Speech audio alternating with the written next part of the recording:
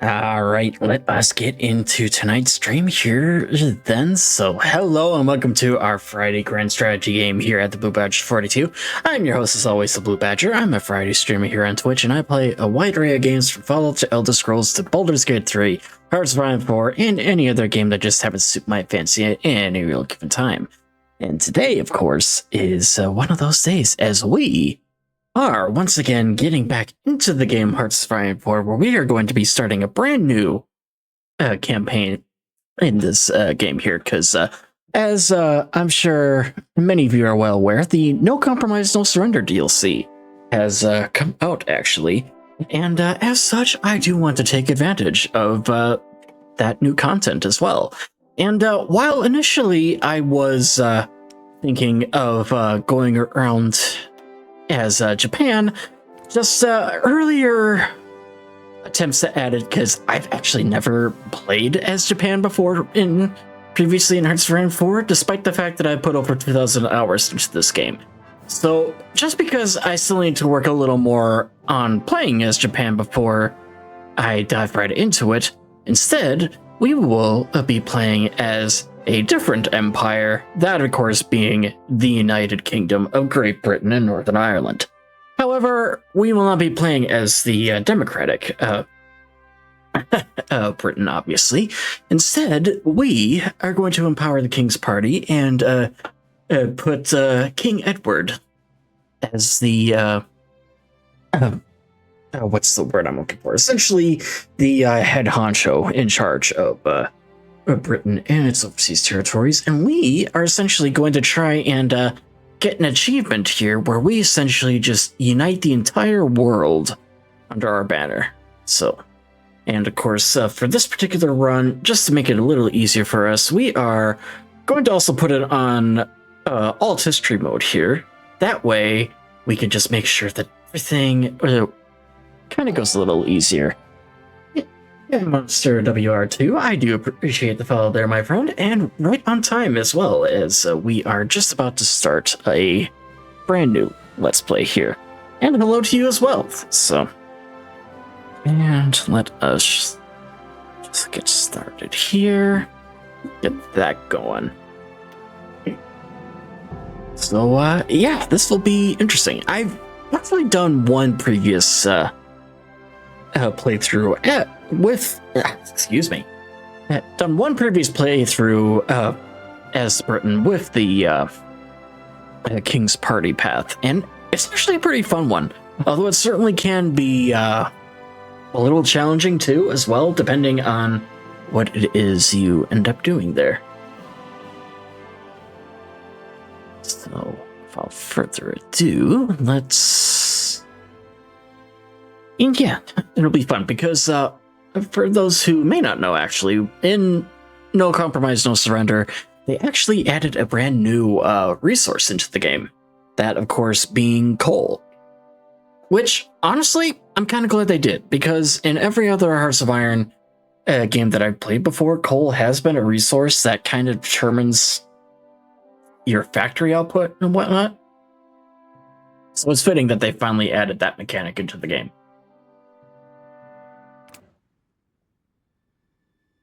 All right, here we go. And obviously, it will be kind of interesting to see how things go here. Because obviously, alternate history mode has been turned on, so it's essentially anything can go. And given the previous times that we have turned alt history mode on here, it can definitely get a little interesting. There we go. Now it's actually kind of loaded in here. But just to actually kind of bring up a point, and I think I hit the wrong tab here. Resource tab, that's the one that I want. Like, as you can see here, like, obviously in Wales, you do have a bit of coal here now. And just obviously because of all that coal resource, we will definitely be good on that production here for now. But let us actually kind of get the initial things going here, just so that we can kind of get things up to a good start. Get some fortifications fortifications, and let's also do the basic jazz with the construction here as well. And you know what, actually, given the fact that we are playing as a naval power, probably not the worst idea to kind of start looking around at these. Well, actually, let's kind of take a look and see what else. Oh yeah, and one other thing they added actually too of the new DLC is actually Rangers, so which is kind of interesting. Definitely good for woodlands and jungle combat. So, at least from the initial playthroughs I've done of it so far, and we do have. Yeah, we'll get them started here. Actually, let's get a couple other things going. I'll actually put one of each, I'm thinking, here. And there. And the nuclear reactor. I may end up putting this lower on the tier eventually, but just to kind of get that going, just so that we can get all taken care of. And obviously, if we want to go down the historical path, we do steady as she goes. However, given the fact that we want to put the King's party in charge, we will do a change of course. As world tensions mount, it is clear our current political leadership is incapable of protecting the nation's interests. The time has come for a drastic departure from the politics of the past few decades. So we will start down that path. And as we do that, we'll also... Actually, let me adjust the music volume here, because it does appear to be a little louder than I would like it to be at the moment. But yeah, the rising tensions one, obviously, good one. And what does our fleet situation look like here, actually? Because, yeah, we absolutely need to get some of the things here. You know what? Try research. Structure.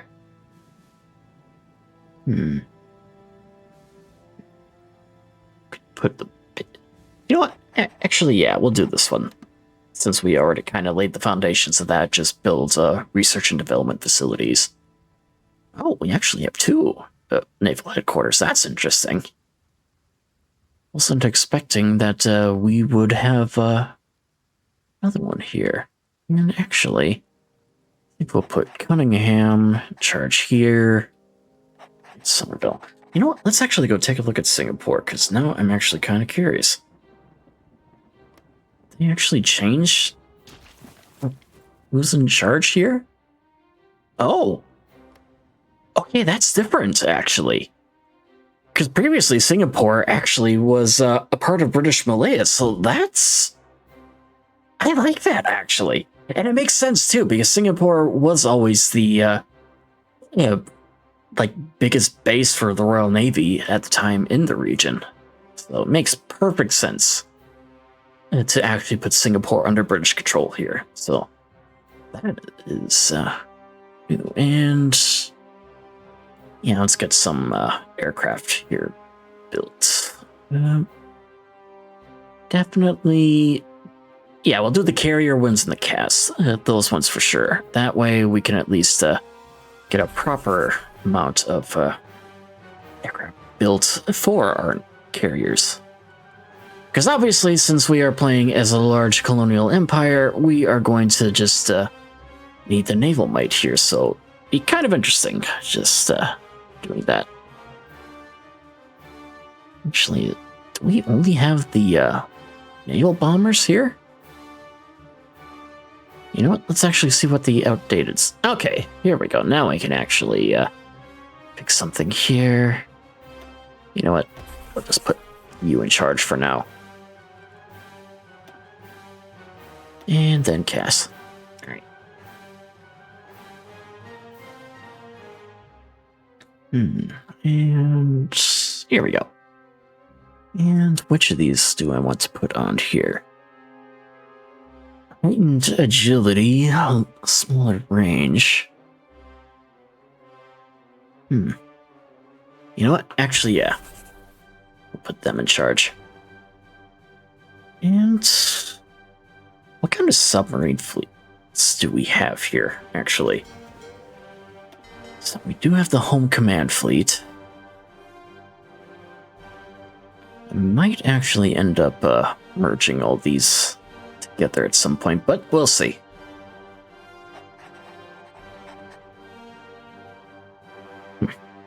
For now, yeah. Alright. I think we will just put all these in the home fleet here.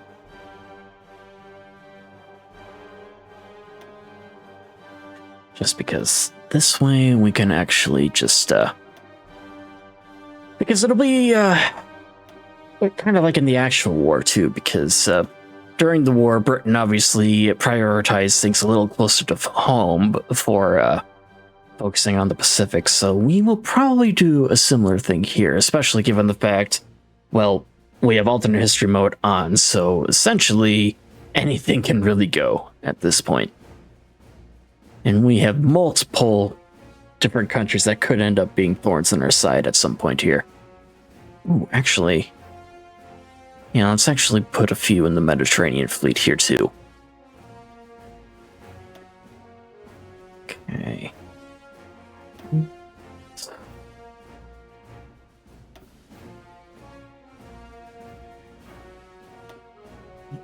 Do I...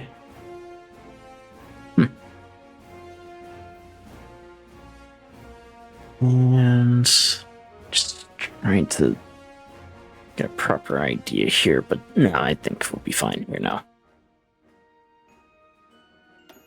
And we will put that carrier, yeah, in the Mediterranean.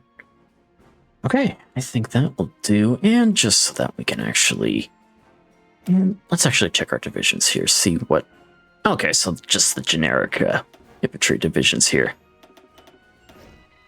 Not too bad, so yeah. Get that going. And let me actually check one more time. Do we actually have a carrier fighter that is more advanced here, or no, it is just the bomber. Well, let's actually see if we have any templates that we can, no, we don't. Okay. Anyways, we'll just stick with that for now. So let's actually get things going here and see what the hell happens, because the first 70 days will be kind of interesting to kind of tell what each country ends up doing here.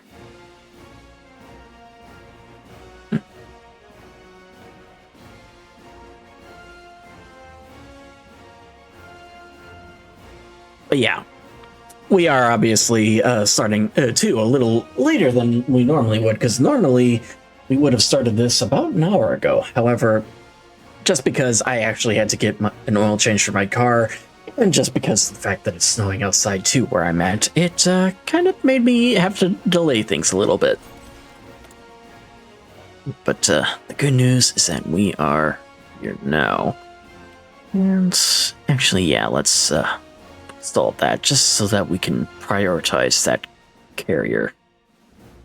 Although, actually, let's get a couple of these going here as well. Alright, and King George V dies. His Majesty King George V, King of the United Kingdom and the British Dominions, and Emperor of India, has passed away. His quiet calm and devotion to his subjects saw the empire through both the Great War and the Great Depression.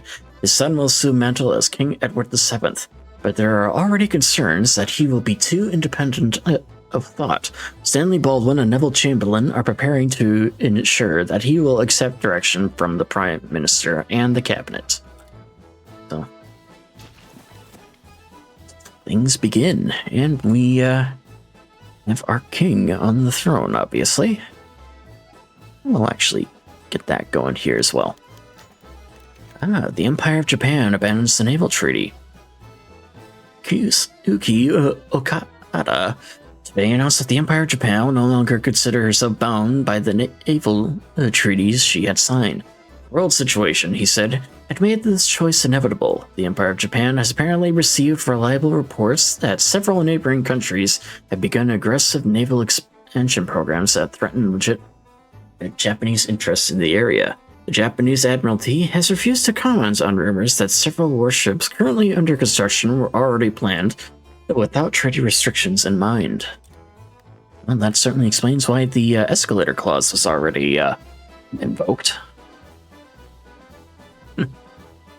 We will just see what happens here. And I'm thinking, too, that we will probably start getting a couple of here. And, of course, the change of course is done. And do we want to here? We're definitely not doing the decolonization one, because obviously one of the things we want to try to do is to actually take over the entire world here. So we'll see what happens. Of course, we're gonna have to wait until we're married to Wallace Simpson before we do anything else. You know what? I think we are actually going to do limited rearmament here. Our new approach to domestic politics and international relations require a healthy military to support it. In preparation, we should begin to expand upon our civilian industries so that it may form a suitable foundation for future expansion of our military industry in due time. And actually, that reminds me too, I should probably just go and, ooh. Okay, this is interesting. Oh, right. I forgot that they actually added the electrical grid stuff to the recent patches that they did. Forgot about that. Okay. But actually, we'll probably start with military factories here just to get a few constructed here, just so that we can kind of get a few of them going. Okay. Let's keep the game running. And for request from Ethiopia, the Ethiopian ambassador has approached the government with a formal request from Haile Selassie to be allowed to set up a temporary government in exile here in the United Kingdom if the war against Italy goes badly. Accepting would definitely make maintaining good relations with Italy more difficult. And yeah, we'll let them. But yeah, that actually does beg the question. It'll be interesting to see if Ethiopia is able to win that war or not. And British Raj hands over the province of Aden. As planned under the 1935 Government of India Act, the administration has handed over administrative responsibilities of the province of Aden over to us. Okay.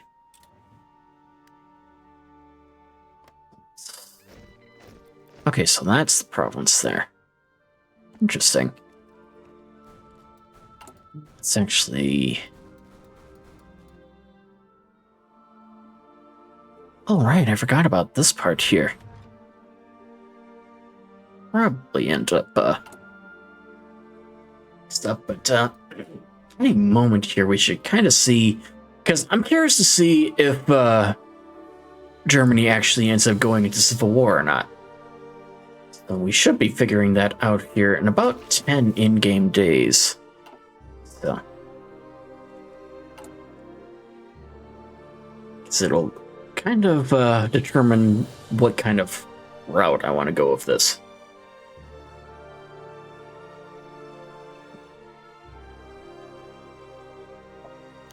Okay. Okay, the remilitarization of the Rhineland. Several German divisions recently advanced in the Rhineland, marking the first time since the Great War that Germany is first position west of the Rhine. It's a clear violation of the Treaty of Versailles, under which Germany is forbidden from militarizing the region. French seem content to limit their response to this breach to diplomatic objections, and public opinion in Britain is firmly against war. And concerns us no longer. So it does look like, they are, so far at least, going down the historical path. It will be interesting, though, to see exactly how long they end up going down it. But the Monarchist complex. President Mustafa Kemal Ataturk has informed us that Turkey is preparing to remilitarize Turkish Straits. Turkish government would like us to back their claims over their territorial waters and alter the Treaty of Lausanne to give them the legitimacy to keep those claims. Backing the Turkish claims over the Turkish Straits would surely integrate them to us, and it could open up the possibility of Turkey being able to contest Italy in the Mediterranean. However, getting mired in this crisis might also place us on the opposite side of the Soviet Union, which could mean a war in worst-case scenario. But... And we'll back the Turks here. Right. We shall see what... Let's... Right, get back to the... Oh, right. I think that's just how the map looks now.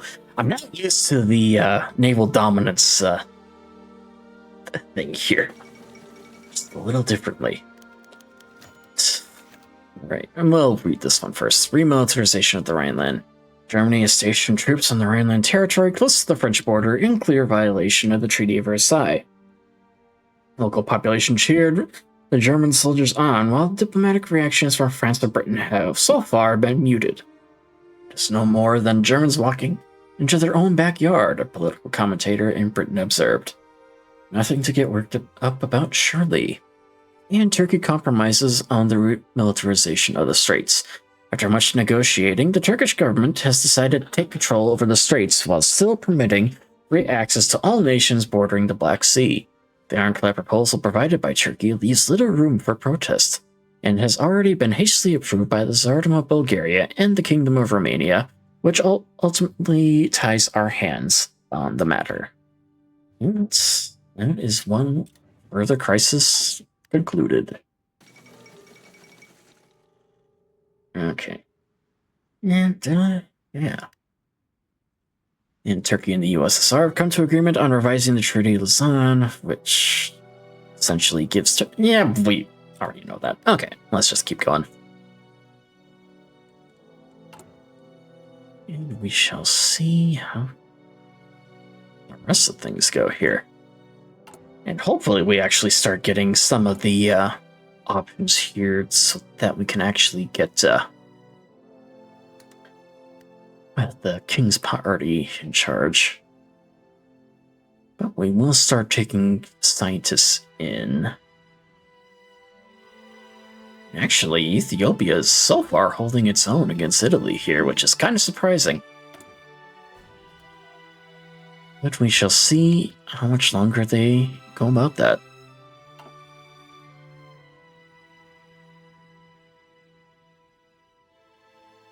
Oh. There appeared to have been like a border clash right over here. Not entirely sure if that was the Soviets that the Japanese were fighting, or if that was something else entirely. Okay. Good, that's done. Alright, let's... Nah, we'll hold off on that. Let's go and reinforce the Empire. Our Empire is vast, and despite our power weakly defended. To combat this, we need to encourage imperial patriotism throughout the realm. Do just that. Actually, let me just make sure it is the right one, and yes it is. Okay.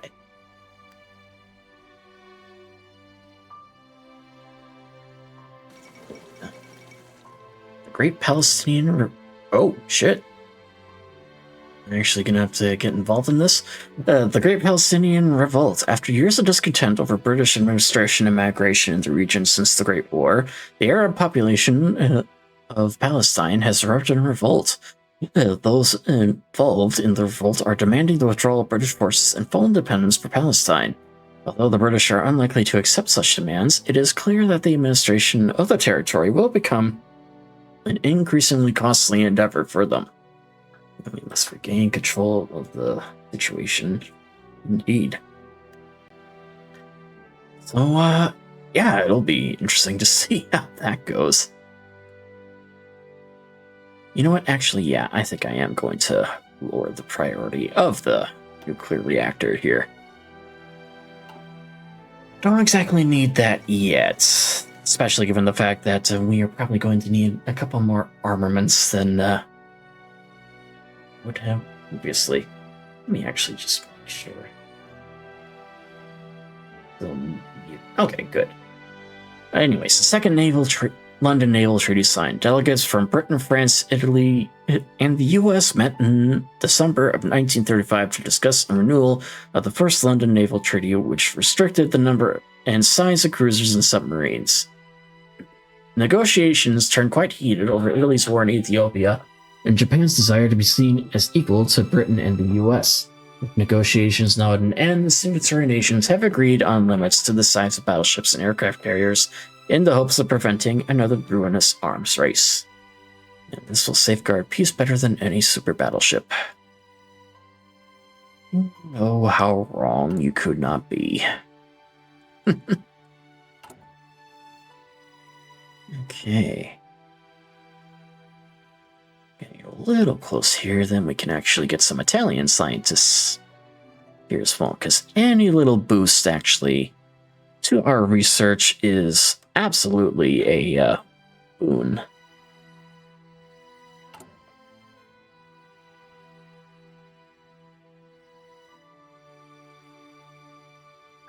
Actually, how much this one done? Okay, so 7 days in game.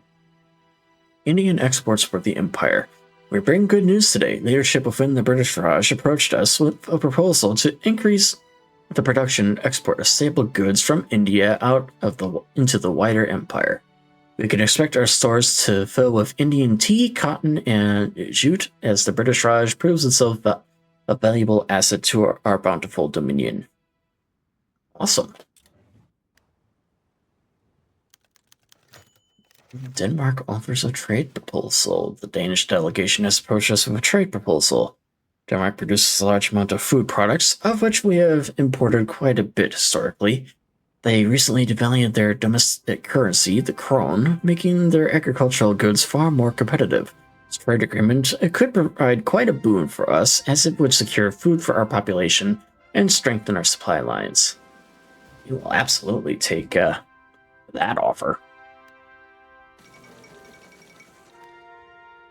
And the Bolivian Socialist Revolution of 1936. Following the largest strike movement until now in Bolivia, the military under young Lieutenant Colonel Germain Bush moved to overthrow the genuine republic government of Jose Luis Trajeda Sorzano. They claim that unlike Trajeda, they stand on the side of the Bolivian people and its socialist ideals. And now, with the resignation of Trajeda, they have assumed full control. Okay. In what way is a military dictatorship socialist? I'll tell you what way. It isn't. Okay. Oh.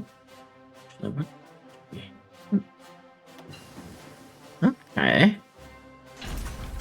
Actually, yeah, that is a strategic position there. It's actually kind of... hold up. What does... Oh! Actually, hang on. Let me, take a look at this. Did they actually... Maybe not. I don't know. For a second there, I was thinking they may have, changed how things were going, but, evidently not. Okay. You know what? We will start things off with Robert Watson Watt. Put him in charge there for now. And let's actually get some other things going here. Alright, what else have we got?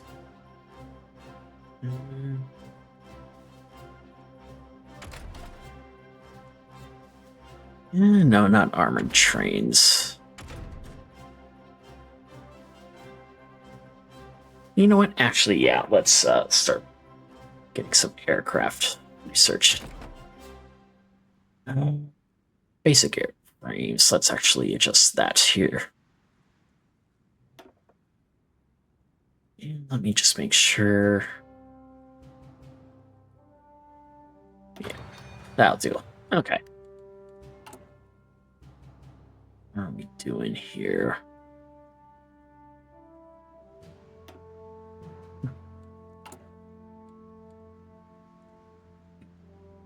Okay. Sir. Smoothly, although it'll be interesting to kind of see what happens next. I am not entirely sure what their countries here are doing.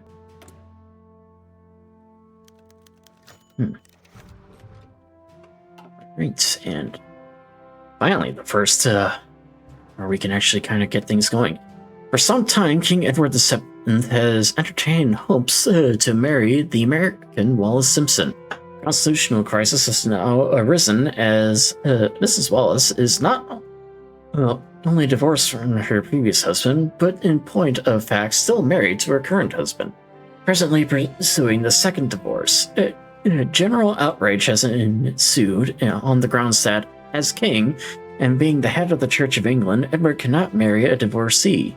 The king, however, has made it abundantly clear that he is very much in love with Miss Simpson and intends to marry her regardless of the opinions of his governments or of his subjects. As such, only three options remain open to him. The British government and the governments of the Dominions have already stated that any alternative to abdication would be unacceptable, and repercussions for trying to force through a marriage, even an attempted compromise, would likely be dire, not only for Britain itself, but also for its ties to the Commonwealth. As the king's closest advisors continue their attempts to convince him, the public awaits with bated breath the resolution of this conflict between the king and the cabinet. Okay. Do not change his mind. You must abdicate. Alright.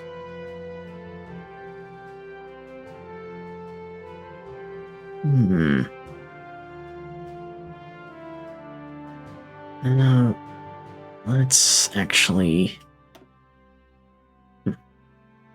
So, what exactly... Because I'm trying to remember what I did the last time here. I know I definitely did one of these two here. You know what? Let's do the royal marriage. Why not? We're essentially playing as a mad king anyways, so insist on a royal marriage. Well, we definitely took a hit to our stability, that's for damn sure.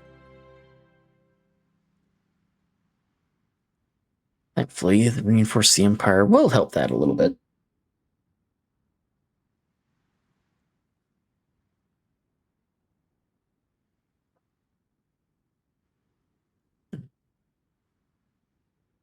And...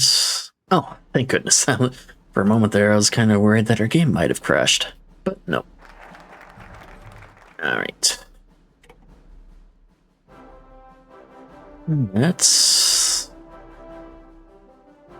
yeah, service overseas. By rotating armed forces personnel to colonial stations and back home again, they can learn about the conditions on different fronts. Gain experience and share it with their comrades back home. We shall do just that. Because any little help there would be great.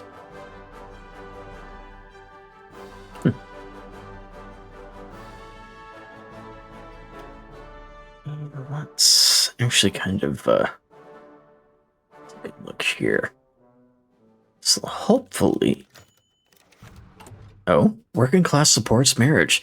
Support for the king appears to be growing among the lower classes of the people. They not only see anything wrong with the king marrying a commoner, but even seem to adore the fairies' tale-esque story of a common-born woman winning the heart of the king and marrying into royalty. Okay. And... the people are right. The king should abdicate. A winning formula for our novel, surely. That actually give us a little bit of the stability hit that we took before back, so that's good.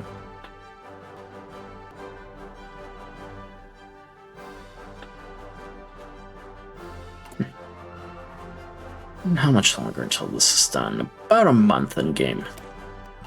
Not bad. And we'll do excavation round 1 here then too.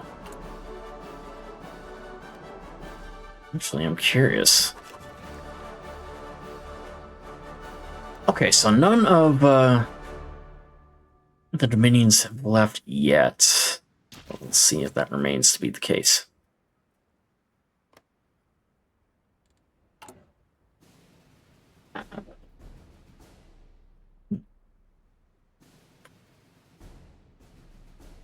Actually. Okay, so it's still kind of a stalemate there. Newspapers oppose marriage. Recent article in the Morning Post has cited the king's responsibilities to his country and his people, saying that his status and privileges come with the burden of duty, and so he must sacrifice either his marriage or his crown. Fortunate blow against the king. Okay. Well, so much for the bonuses we got previously, but whatever. Yeah, it does actually look like Ethiopia will hold its own, but support forms for Edward VII. No, oh wait, Edward VII. Edward VIII. I am... yeah, Edward VIII. I don't know how I missed that, but whatever. In the midst of the tremendous outrage caused by the king's decision, there are some voices rising up to support King Edward. Though isolated from the main political parties, their names nonetheless carry weight. Winston Churchill, Oswald Mosley, and David Lloyd George. Though tentatively at first, this grouping of unlikely political allies are beginning to find traction among the people, and following their lead more and more dare to publicly support Edward in this decision. Thus strengthening in his resolve, the king has made it clear that he has no intention of changing his mind on this matter. Marriage shall go on as planned. Alright. And we will set the dates, which will give us a little bit of support then for the non-aligned, which is what we want. God. And I feel stupid. The fact that I was calling him Edward VII when he was Edward VIII. Just... I could add V8. Oh well. Okay, now which one do I want to do first here? Actually... yeah, let's actually start with the Navy. Get that going. Oh, I actually do have enough for the Air Force here. Okay. In that case, we'll also do the Air Reformer. Which is good, because this way we can actually get some things going here, and so that we can actually get some proper things put up. Okay, and the short-term one's done. And I'll expand our armored forces. That's interesting. Well, then that's... yeah, construct military infrastructure. We'll do that one. And we can get things going.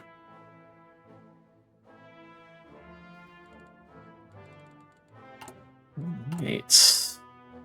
And now we have all that. You know what? Let's actually get a couple of regular factories constructed here then as well. I'm thinking... you know, let's actually put some overseas here too. Because we will be using all these areas actually. And there. Okay. The games of the 11th Olympiad. The 11th Olympic Games recently held in Berlin.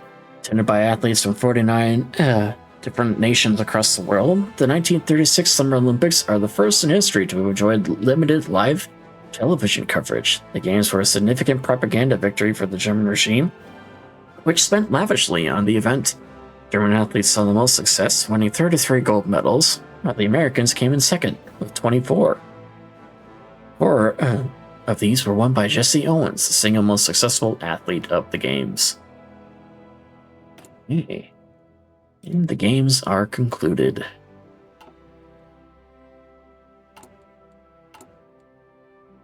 What are we doing here?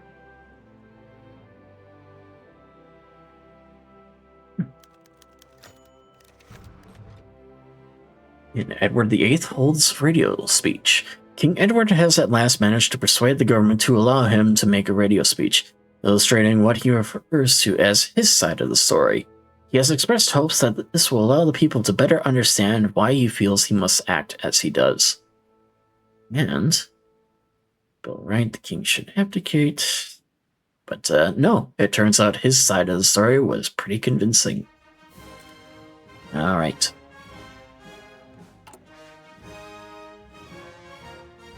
Actually, what political advisors can we take care of here? We have a couple of different options here. Probably put Philip Kerr in charge at some point. But we'll see. Let's actually start getting some things done here. No, not that. Yeah.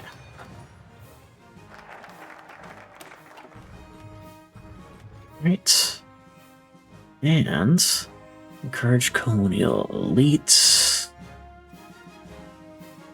You know what? Actually, yeah, we'll do this one. Mediterranean Bastion. The route to the Mediterranean is a vitally important shortcut to and from India.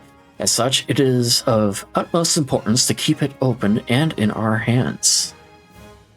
Do just that. And actually, let's get this going here then too. Ooh. Maybe not. Is quite a bit of political power that we need for Brook there, so instead... yeah, we'll do the offense. Just because I have a feeling that we'll probably end up going a little more on the offense than the defense. Let's start here. Upper class oppose marriage. Notable individuals among the aristocracy have, in none too gentle terms, made it clear their disgust with the prospect of the king marrying someone who they deem a common tot. The disdain he appears to be treating tradition and ceremony with appears to have offended a great many of the most powerful individuals in their nation. And they are just jealous that he has found love. Indeed. And actually with this one, yeah, we're definitely gonna produce more rifles with actually, yeah, we'll put the first few there. And the cabinet resigns. As the king has shown no intention to listen to his government, Stanley Baldwin has seen no other solution but to dissolve it. In a statement, he says, "It is evident that the cabinet cannot function without the trust of its monarch." In repeatedly discarding the unanimous advice of his ministers, it has been made clear that this advice is neither desired nor observed. And so later tonight, I will meet with His Majesty to offer the resignation of the cabinet. Clearly intended as a final protest against the king's decision, it is uncertain whether it will be successful. It is also unknown who the king will announce as Stanley Baldwin's successor, or when. Okay. And, yeah. So, yeah, now we have a fallen government here in charge. But, well, see what happens here. Oh. Have no single person or set of people depicted to be in charge of your nation. And that's right, because given the fact that we are currently playing in Ironman mode here, and with no mods, actually, we are now actually able to see all the rewards that we would otherwise get.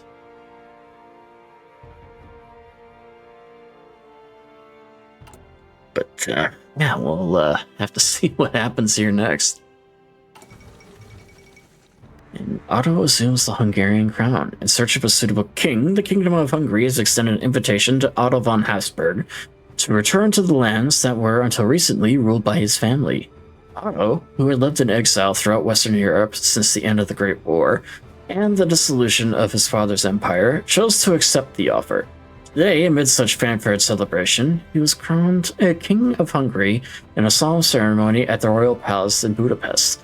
During his coronation speech, King Otto thanked the Hungarian people for their loyalty and devotion, vowed to see the Habsburg lands reunited once more, promising that this time, Hungary would be the dominant constituent part. Will the empire rise again? And if I had to guess, probably not.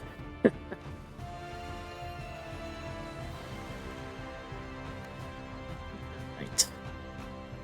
And yeah, it'll be interesting to see what they do. And the working class supports the marriage. Support for the king appears to be growing among the lower classes of people. They not only see anything wrong with the king marrying a commoner, but even seem to adore the fairy tale. Okay, it's the exact same thing as previously.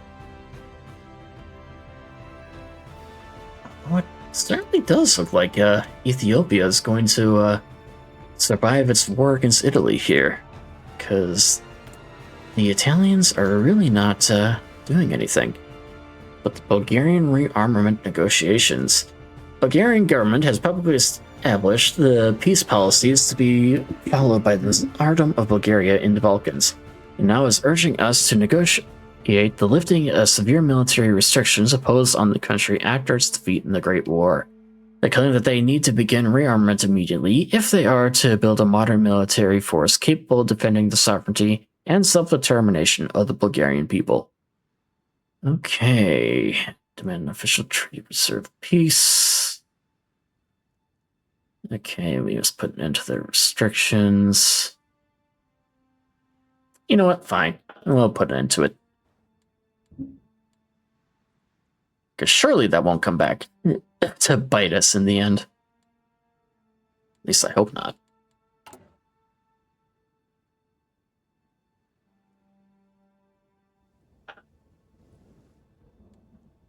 Alright, how are we here?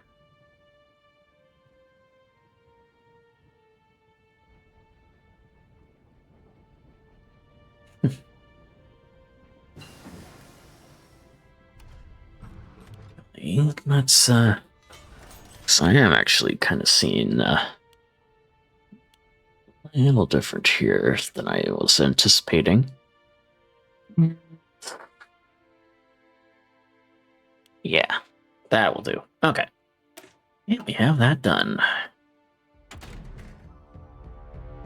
Yeah, let's get a basic submarine going here.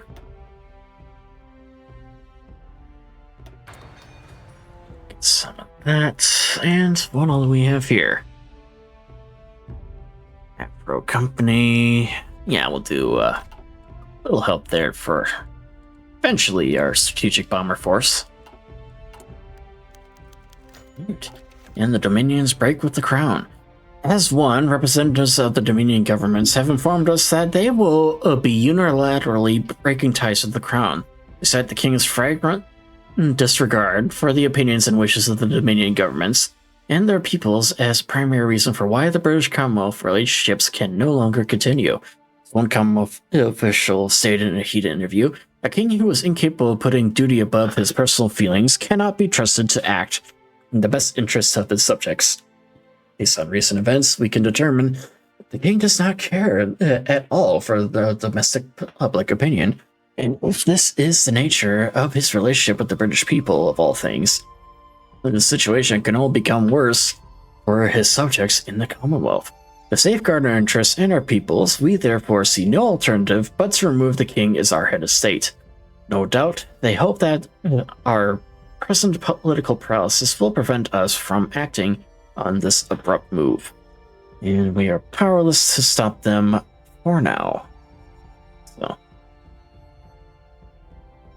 So, but whatever. All right, there's that. What options do we have here at the moment? Alright, and we'll encourage the colonial elite. Our vast sprawling empire houses some of the greatest minds in the world, but its size prevents many of them from ever meeting. By encouraging them to work together on our most important projects, we can achieve results faster. That... And Dominions break with the Crown. Representatives of the Dominion governments today announced that they will unilaterally break in ties with the Crown. That the King's frequent disregard for their opinions. Okay. Seems, yeah, it's literally the exact same text as before, so we will ignore that for now. Newspapers once again oppose the marriage, blah, blah, blah. Okay. Does it actually give us a timetable as to when the marriage... Okay, so for 40 more days here. Okay. And the Spanish Civil War finally begins. Oh. There's a civil war in Norway here, too. Against whom? Ah. So Kisling is trying to overthrow the Norwegian government, it would appear.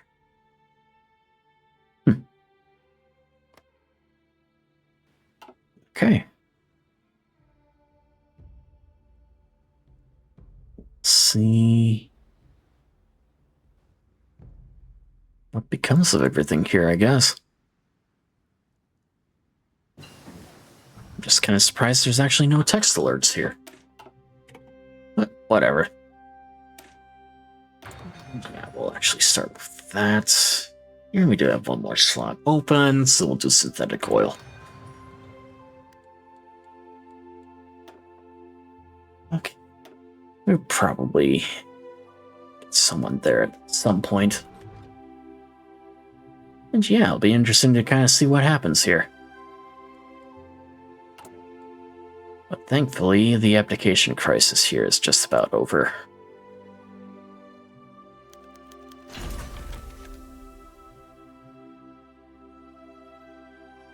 And newspapers oppose the marriage again. Yeah, it's the unfortunate thing about doing this particular path that we're doing, because it absolutely does kind of hurt us in the short term here. Okay. Let me actually... Here... Let's... You know what? Let's get some support ships researched. Do that one for now.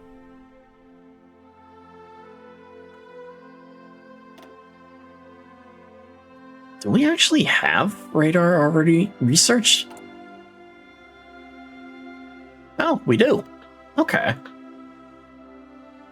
Well, that kind of changes things. I was thinking that we'd have to research radar first, but no, that makes sense.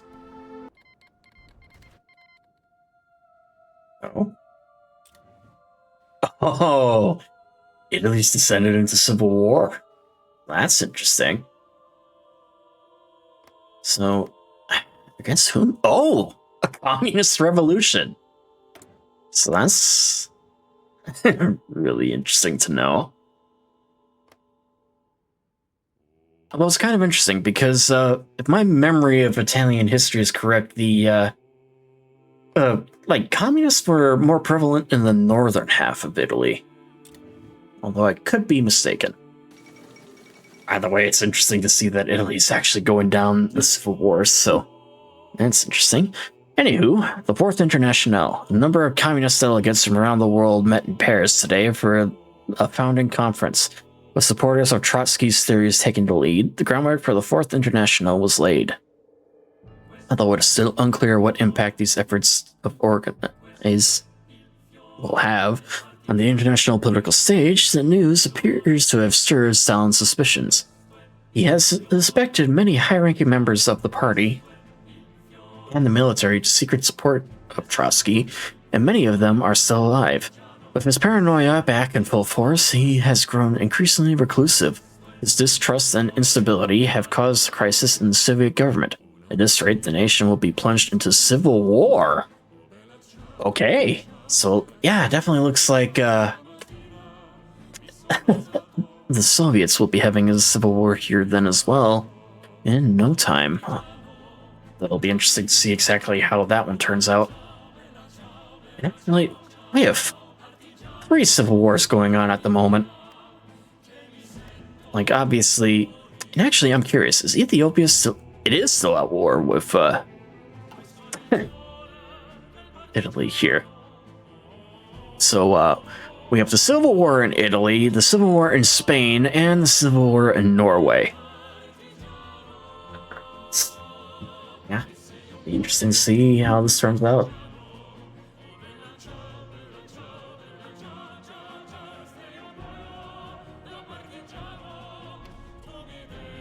Especially the Italian one. I'm genuinely curious to see how this one goes. Okay, and focus on speed over range here. All right, and the royal marriage of Edward VIII. At long last, the joyous date of the royal marriage has arrived. Crowds have gathered in their thousands all along the road traveled by the couple from Buckingham Palace to Westminster Abbey. Domestic resistance to the marriage has increasingly showed its impotence. Through symbolic resignations and other vain protests, it now seems all but silenced. At last, such act the retirement of the Archbishop of Canterbury, Cosmo Lang, and a subsequent replacement with an individual more amenable to the king's wishes. In the face of political turmoil, this crisis has caused the celebration ongoing are deeply necessary in returning a semblance of normalcy to public affairs, and as a starting point of which to resolve the present political issue. But will it mend the divides of our nation? So now we will finally get started with the King's Party here.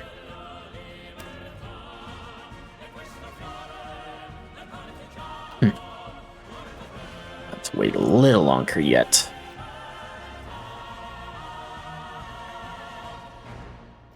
And yeah, it certainly looks like Ethiopia is taking advantage of the political turmoil that has erupted in Italy here. Okay. And let's actually start getting some of these other things going.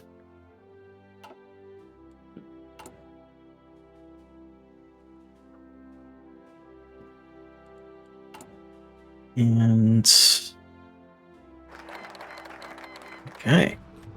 And Lithuania has declared war on the Lithuanian People's Republic. The Gang Click has declared war on the Khotan Click. Okay. Yeah, Ethiopia. I mean, not Ethiopia. Lithuania is now descending into civil war. But just so that we can actually start getting things going with our nation, the King's Party. Now that the crisis is over and the government has fallen, the King's most ardent supporters may be able to form a government of their own, much more amenable to the King's wishes. The King's Party would consist of David Lloyd George, Winston Churchill, and Oswald Mosley, thereby reaching across political parties and aiding in repairing the unity of our nation. Great. And Belgium repudiates our guarantees. Paul von Zeeland lets us know that the mutual defense treaty between our countries are null and void as they seek a neutral approach to these troubling times. That did not really pan out for them during the Great War, however. Okay. They really want to go in alone. Let them.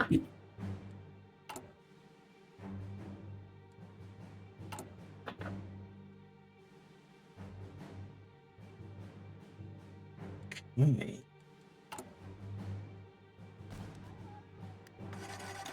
Yeah, let's actually get that going there. Because obviously, once we get the King's Party going here, we're absolutely going to have to start really arming our country up. My support ships is not in dispute. We need to decide what their operational focus shall be. Focus on replenishment of a small number of ships or generalized topping of the whole fleet stores. And we'll find a balance. Okay.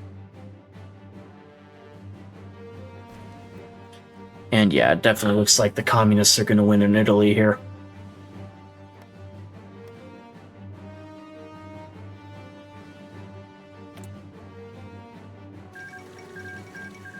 Okay. Actually, kind of looks like the nationalists are really on the back foot here.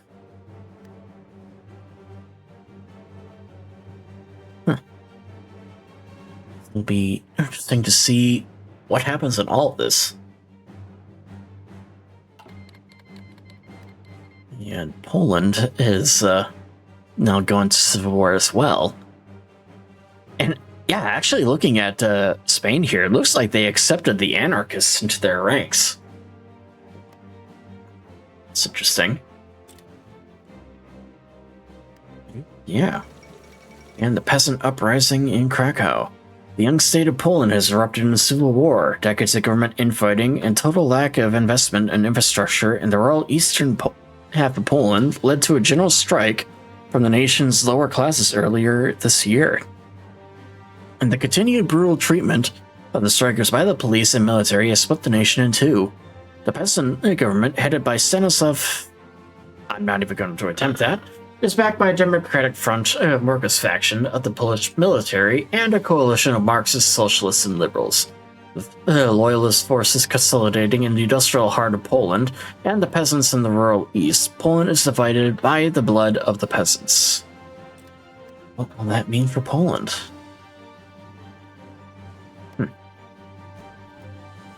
I guess it's likely going to be the peasants ending up victorious here. The Empire's workshop. There have been some thorough negotiations regarding the development of production lines throughout the Empire, and has enabled us to establish and expand the industrial facilities of the Shetland Isles. With hope, this will strengthen the Empire in the face of growing global demands. Awesome. Definitely nothing wrong with more industry. Take that.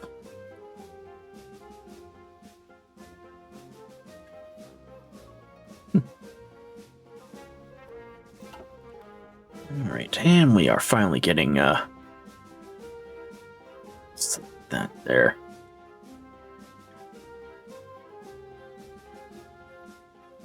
It will be interesting because we actually have not really done a whole lot here previously with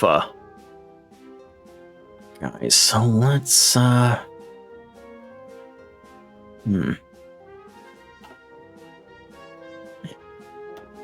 And honestly, I am still kind of getting used to the new doctrine system here. Okay, so we don't actually have any air doctrines. And what about naval doctrines? What do we have in terms of that? Fleet in the being. Okay. Alright.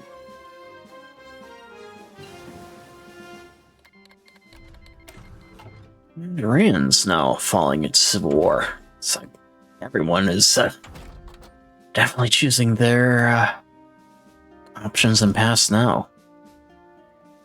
I think we'll do this one. Actually, wow, we are taking a look. Let's actually kind of see what's going on in the US. Okay. So they decided to go with Alf Landon in the 1936 elections, so they have a Republican in charge. So that definitely shows a sign that they're going through a different political path from the historic one. Alright. Yeah, let's actually check some of the other major powers here. Japanese Empire. Joe Hayashi. Okay. Not entirely sure what this path is, so it'll be interesting to see what they end up doing. And the USSR is still the USSR. And what about France? Huh.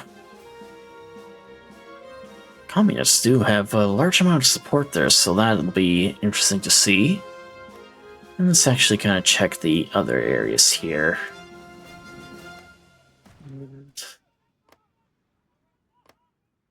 Okay.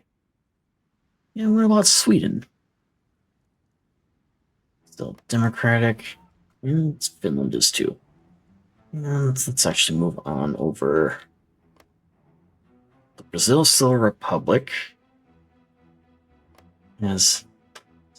Oh, they're not aligned right now. Okay. And not entirely sure. Ah, they're going down the Mapuche path. Okay. So that'll be interesting to see.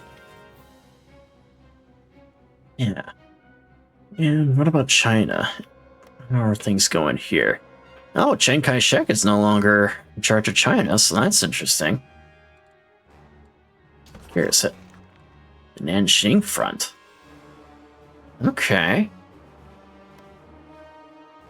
And it is not a united front in the Chinese Socialist Soviet Republic, then. Okay. Let's keep things going.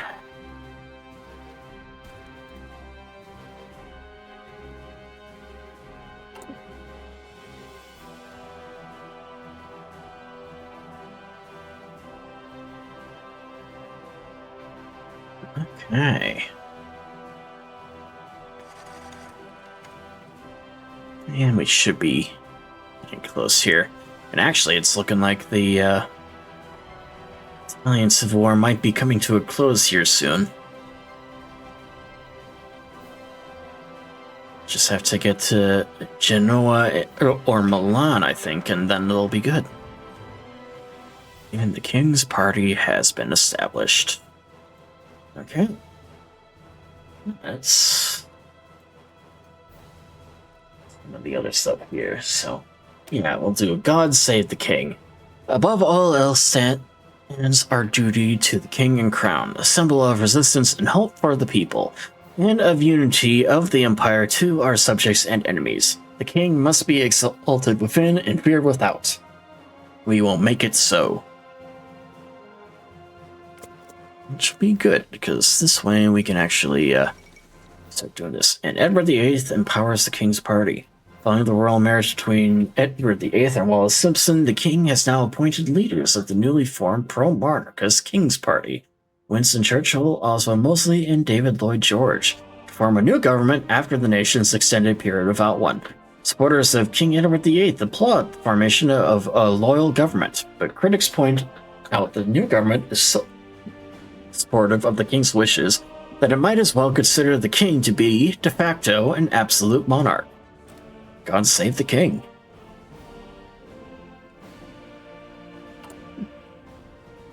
And yeah, hopefully be able to make things a little easier then for us.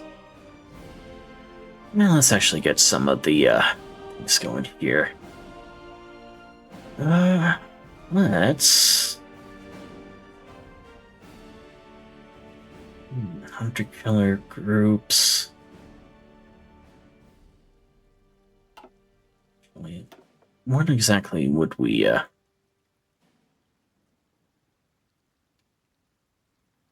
know what? Yeah. Well, I'll put them in hunter-killer groups here. That way we can actually get that going. And let's actually select a doctrine then for the year. Let's... Interesting. There's this doctrine. Okay. Well, since we already have one in favor of it, we'll do strategic destruction. So.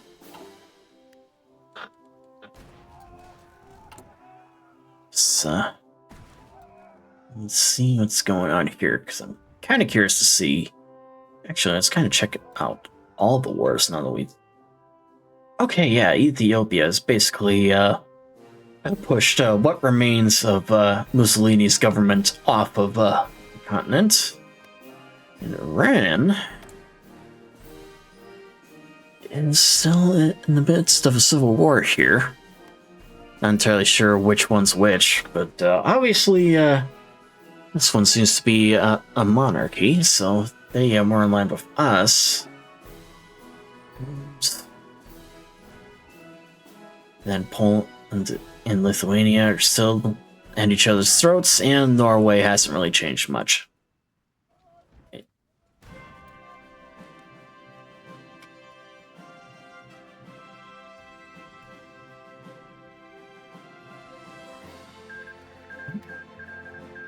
Okay. And yeah, it looks like that attempt at overthrowing Iran failed. So we shall see what... Aha! Okay. So yeah, the communists are now in charge in Italy.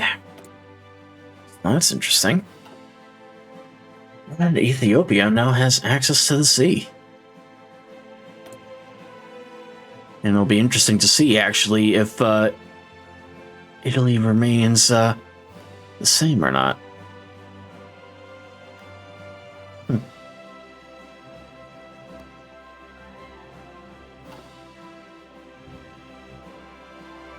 Actually, now I'm curious.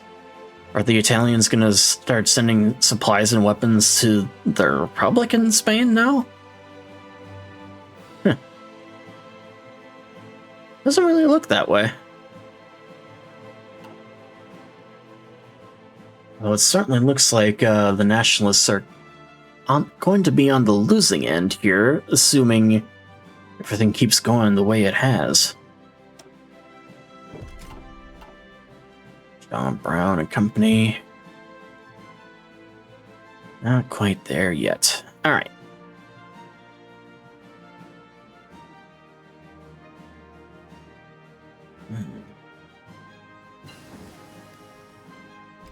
All right. And we'll... Okay, so that's already going as it is. So in that case, let's actually kind of see what else we can do here. Hartford and Wolf. The capital ships. You know what? Yeah, we'll do that one.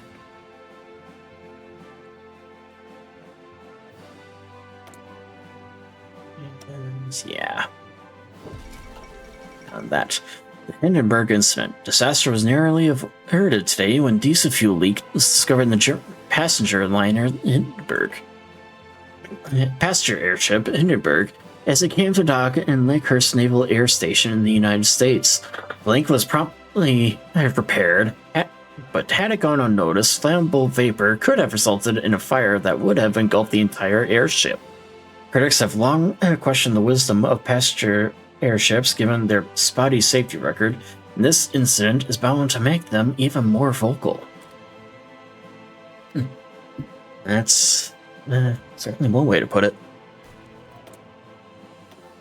But yeah, airships definitely questionable.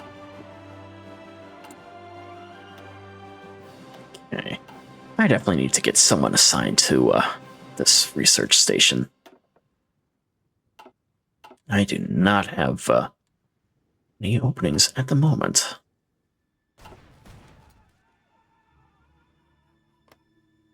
Okay, let's international brigades.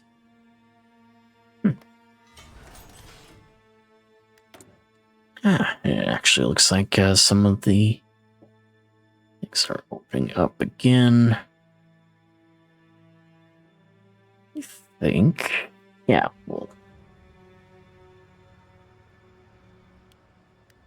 there, that'll do. Though it does look like carriers is just about done here. Ooh, that reminds me. I should probably go and create a new variant of the carrier aircraft here.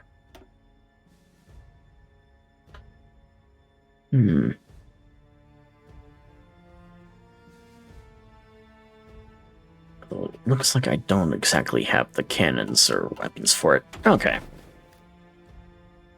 We'll hold off a little bit yet. So, operating base.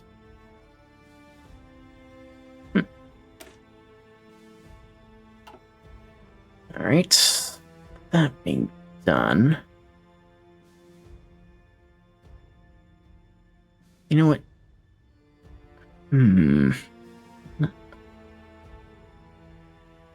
Yeah, general rearmament. We'll do that one. Our predecessors have neglected our military situation too long. We must initiate a program of general rearmament to resolve the scathing inadequacies of our armed forces. So that we can actually start getting things done properly. Actually, how is... Oh, Little Entente reaffirmed. Czechoslovakia has announced that with almost defunct Little Entente alliance system will stand by their commitments. Statement realized by the Foreign Office announced Czechoslovakia is not a great power, but it is a regional power. It is our firm belief that an alliance of regional powers can and will prevent the so-called great powers from meddling in our affairs. That's interesting. And so far, it is just Yugoslavia and Czechoslovakia. We'll see. Let's go.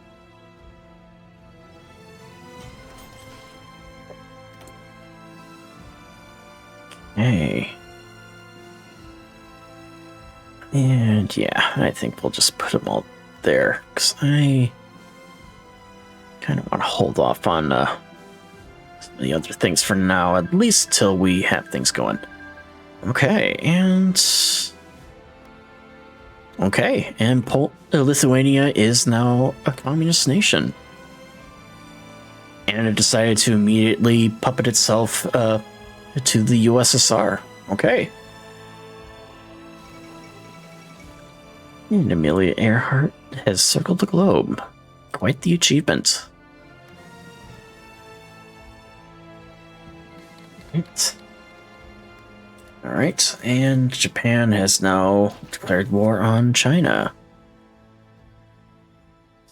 Kind of wondering when and if that would erupt. The Marco Polo Bridge incident. Japanese and Chinese forces have skirmished inconclusively over the strategic Marco Polo Bridge, located just southwest of Beijing. The Republic of China has rejected the Empire of Japan's demands for an apology and territorial concessions, claiming instead that the breaking point of Japanese aggression has been reached.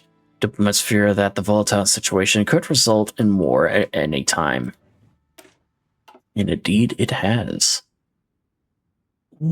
Let's actually get started on... Seriously? Okay, given the fact that we're going to have to wait a little longer for those things, we'll probably just create a random thing. So yeah, let's do just that. Basic airframe. Okay. That's...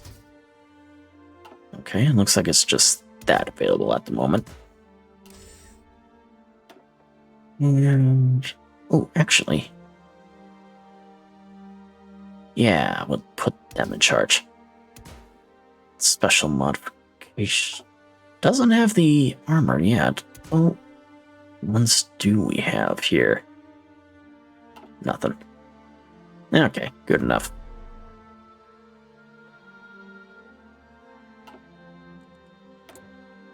Okay.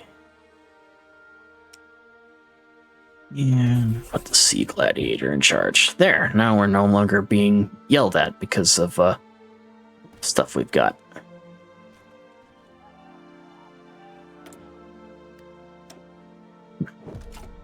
Got some infields there. And Reich dominates Dutch trade negotiations. Germans have expanded their influence over the Netherlands to the point where the Dutch government has felt to favor them the current trade negotiations. I mean, yeah, that kind of makes sense because we are currently in no position to actually exert anything into that.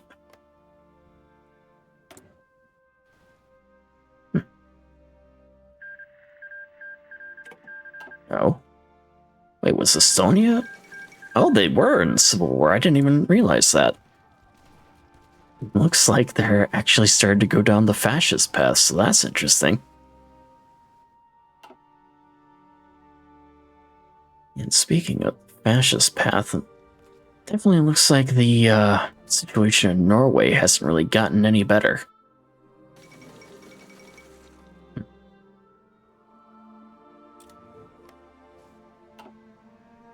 It looks like Japan is making good progress so far.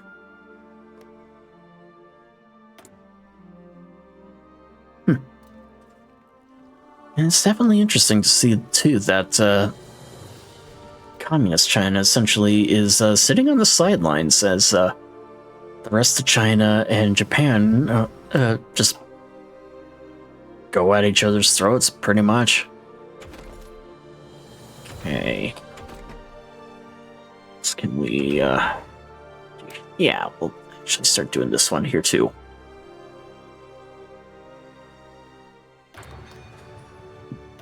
And it does look like support ships are just about done.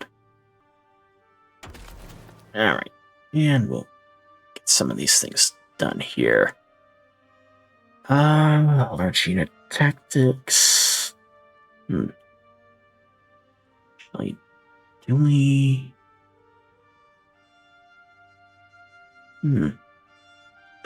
Let's actually... Probably assault infantry for now. Yeah, definitely assault infantry, because we are going to have to start by reclaiming essentially the areas that kind of fell away from us. Okay. And let's actually get through here. The Shadow Scheme. The Air Ministry has come up with a brilliant suggestion for easier conversion of civilian factories into military ones. With the appropriate grants and loans to various key companies, their factories can be extended and adapted in advance to make the transition to military applications much smoother. That will do. Yep.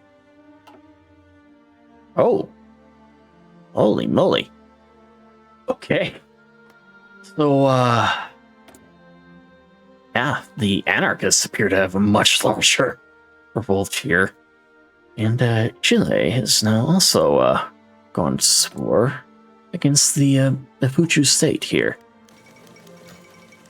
Anarchist uprising in the Spanish Civil War. Continued government attempts at reasserting centralized control over the mostly independent acting anarchist communes in northeastern Spain, as well as Stalinist repression of dissidents and communist viewpoints, has now led to full-blown infighting in the Republican front. Initially limited to street fighting and low-scale clashes between militias and government or Stalinist forces, the unwillingness for either side to compromise has meant the conflict has rapidly escalated in just a few days. The reallocation of military resources to deal with this internal threat means front lines against the nationalists have been noticeably weakened. The Fell Strait of Austria breaks the Treaty of Saint-Germain-en-Laye. Without warning whatsoever, we have been informed that the federal state of Austria no longer will abide by the Treaty of Saint-Germain-en-Laye with all that entails. Most importantly, this means they will now rearm freely with no regard for limitations that will set upon them after the Great War. Why they so suddenly wish to rearm remains unknown. And for that, we will let them. So, because at the moment, we do not really care to meddle in the continent's affairs. Isn't that right, Loki? We don't care what continental Europe is doing at the moment. The Panay incident. American and British gunboats were attacked by Japanese aircraft in separate actions today, while evacuating Western civilians from the front line in the war between the Japanese Empire and China. Despite being clearly marked as an American vessel, the USS Panay was hit by 2 bombs and sunk, with 3 Americans and 1 Italian citizen killed and others wounded. In a separate attack on the HMS Ladybird, 1 British sailor was killed. Both the American and British governments have issued strong protests, and the incident highlights the increasing tension between the 3 foremost naval powers. Hey, Japanese threat looms large.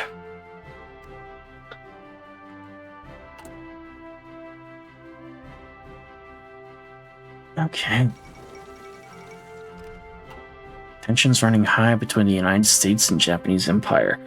The recent Panay incident has spun out of control. Outrage in the United States has led to several prominent politicians to demand an immediate reprisal against Japan. American media has been swashed with ever new stories of Japanese atrocities, some true, some exaggerated, some entirely made up. With the 2 powers on the brink of war, few observers still hold hope that the situation can be stabilized. And what does that mean for the Pacific?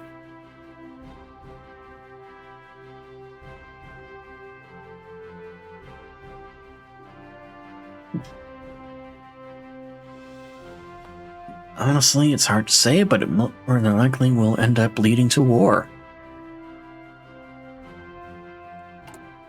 Okay. We are finally out of the hole of political power that we had previously.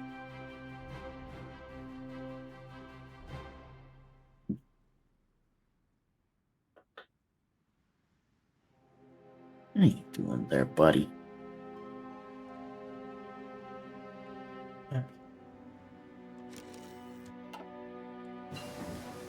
They raised their autonomy level.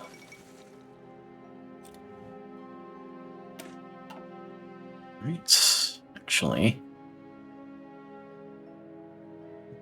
not become a dominion yet. Okay, that's fine. Pulverized coal firing. Energy gain per coal. It's actually new. Again, they didn't have that previously. Okay. Let's actually research some other tanks here. Estonia has joined the Axis. And now the Carla stopped rising. Jeez, everybody is throwing up arms in Spain here. Oh, shit. Well, I did not mean to close that, but it does appear that the Monarchists are now trying to throw their hat into the ring then too.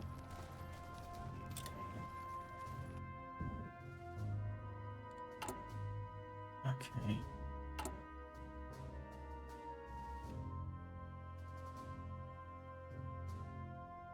Alright, and thinking.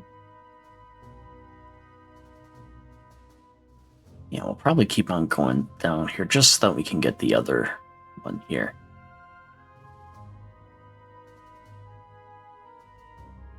Probably all that stuff.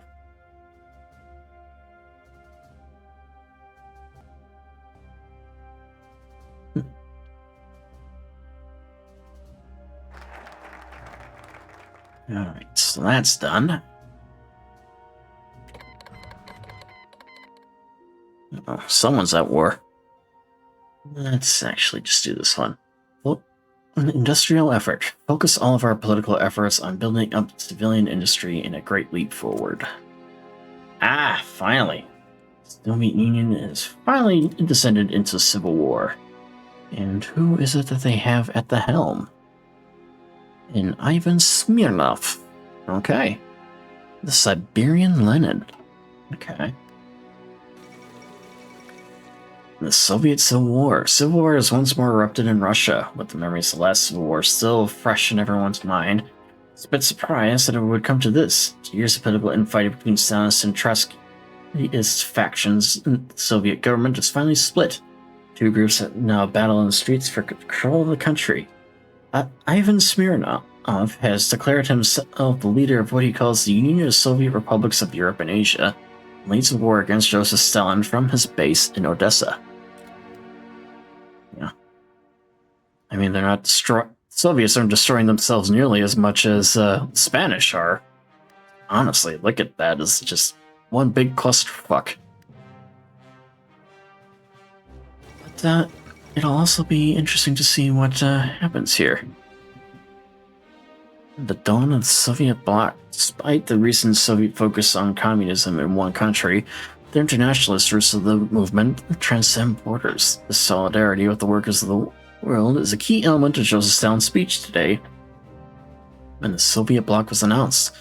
Going beyond the political internationale, this is an alliance that binds the countries militarily, with both regimes promising to aid each other against outside threats, whether it be an act as a sword or a shield. The Communist Revolution remains to be seen. Okay, so they have now joined up with Lithuania.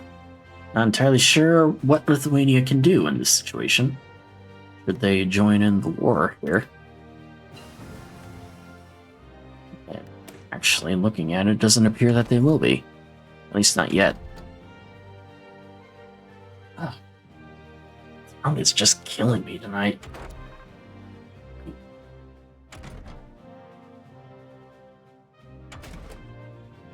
Try and keep going as long as I can, but honestly, I just don't know what it is, but my throat has just been bugging me quite a bit this evening. It's probably noticeable too, actually. The fact that I'm pausing so often when I'm trying to speak here.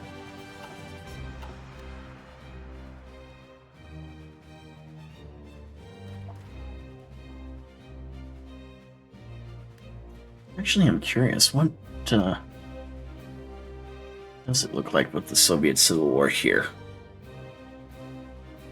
Oh yeah, it definitely looks like the bulk of the forces are with the Trotskyites.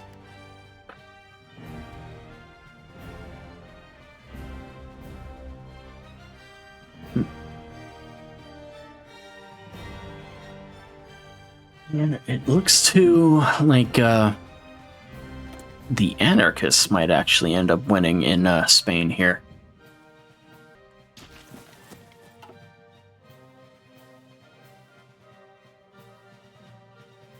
And we do have a couple other pockets of resistance, it looks like.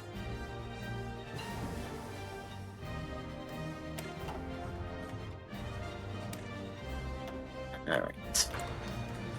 That.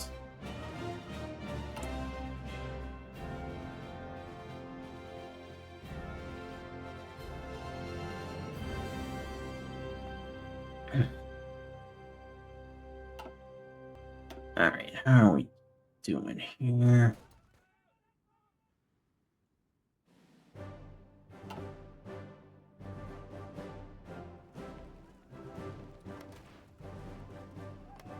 I'm surprised the Germans haven't really done anything else here. Be interesting to see exactly what they're doing at some point. Invitation to the Client Convention. Steve, an interesting proposition from Greece, who evidently seek to redraw the board. Is the Republic of Turkey. Greece seeks to hold a discussion among Europe's victorious powers from the Great Wars for instance, treaties of attempt to impose the Republic of Turkey. Officials from Greece assure our officials that we stand to gain material gains from the vanquished Republic of Turkey, and that the obliteration of the Republic is not the wish of the Greek government. Instead, figures from Greece are insisting on referring this convention as a simple matter over reorganization of borders rather than a realization of revanchist streams. Be dragged into a war with the Republic of Turkey in exchange for territory there. Actually, let's see what government they've got here.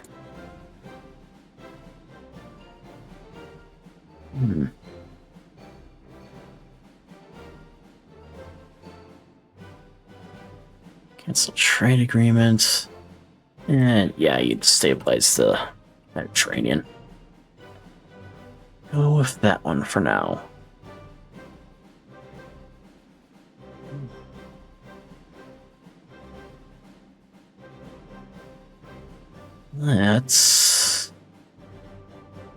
David Lloyd George. We'll stick with him for now.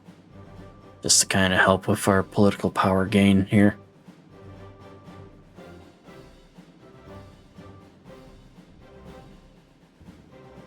Alright.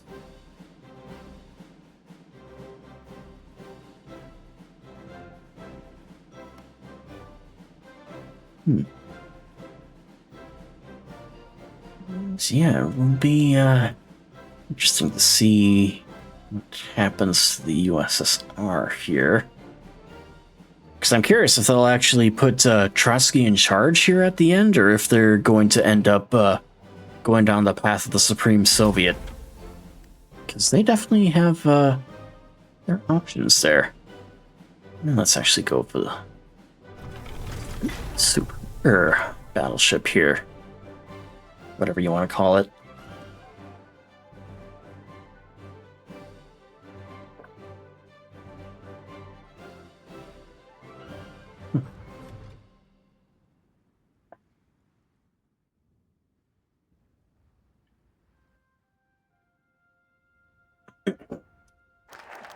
Okay. Yugoslavia requests sale of planes. We'll give them some bombers. Alright. That is done. Now we can get our other factory here. Extra research slot. Our industrial expansion and other recent advances might allow us to conduct more research and development in parallel. Okay.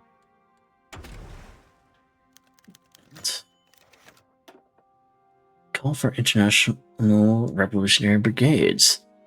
Any volunteers against struggle against Joseph Stalin? The call is being answered by various groups and international brigades are forming. Okay. How about that?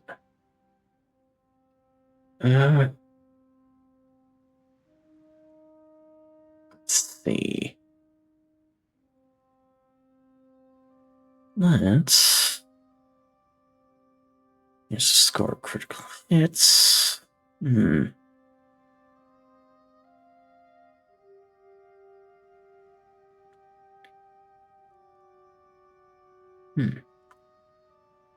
know what? Yeah, we'll do fast battleships. Because they won't be able to hit us if we're fast as fuck, boys.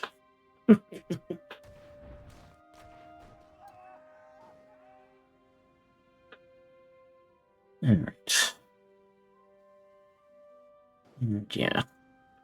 Imagining both the Soviets and the Republic of Spain here won't last too much longer.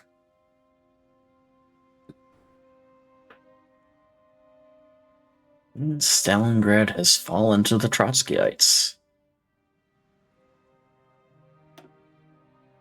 And yeah, they're definitely getting close. Oh, hello. Well, Austria has actually agreed to be incorporated into what I'm assuming is a new Austro-Hungarian Empire. Which is kind of interesting, because I was expecting that they would be annexed by Germany. Yeah, I am very curious to see what they end up doing in the long run here. Okay, let's actually start doing some other research slots here then as well. And you. Okay. And let's start with the fighters. Air defense factor. Yeah, airspace dominance. Do that one for those.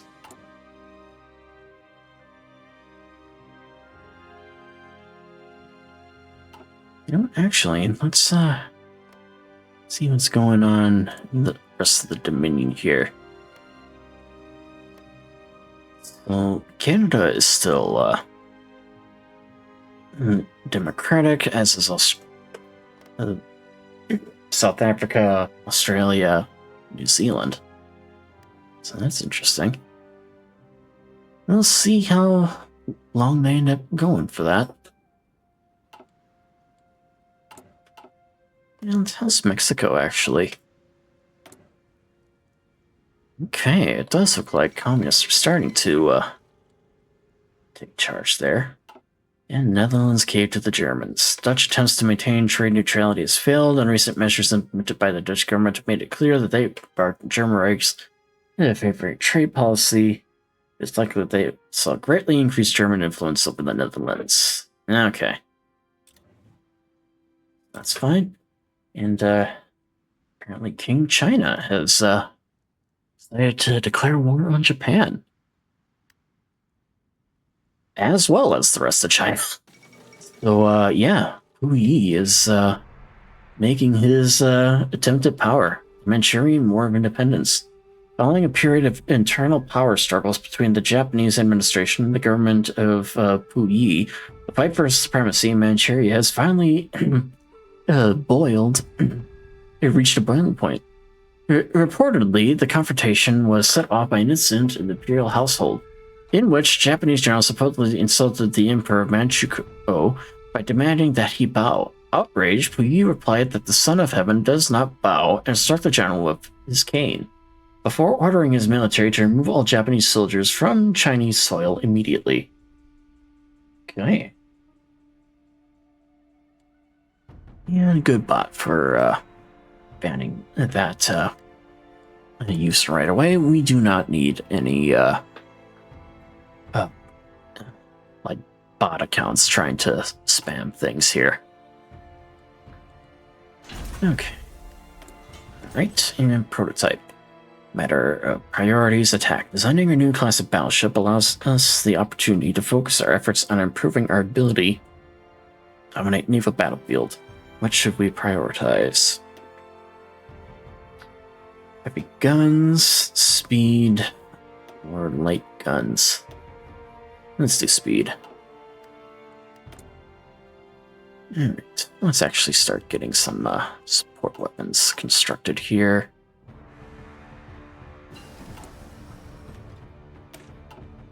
Shooting, good.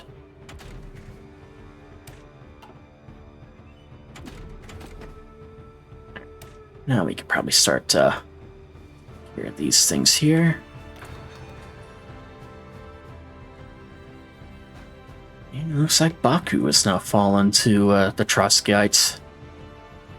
They are slowly closing in on Moscow. Okay. Let us actually get a scientist recruited here then. We'll put Jack Grant in charge. And... no, we don't even have anyone. Oh, whatever.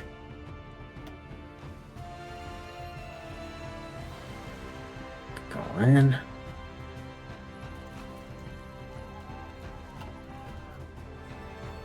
Yeah, it does look like the anarchists are slowly starting to make ground. And personally, I do want the anarchists to win here, because I've actually never done anything against them in the game here before in any of my runs, so it'll be kind of interesting to see what would happen if they were to end up winning. And they did seize the gold reserves. Okay. It's done. Let's get some active sonar constructed.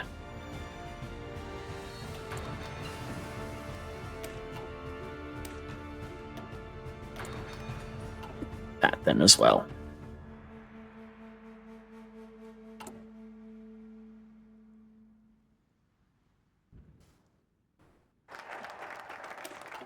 And we got the extra slot. Alright. In Royal Ordnance Factories. Royal Arsenal at Woolwich is woefully insufficient to produce all the munitions and small arms we need. We should establish many more factories around the country, preferably in relatively safe areas.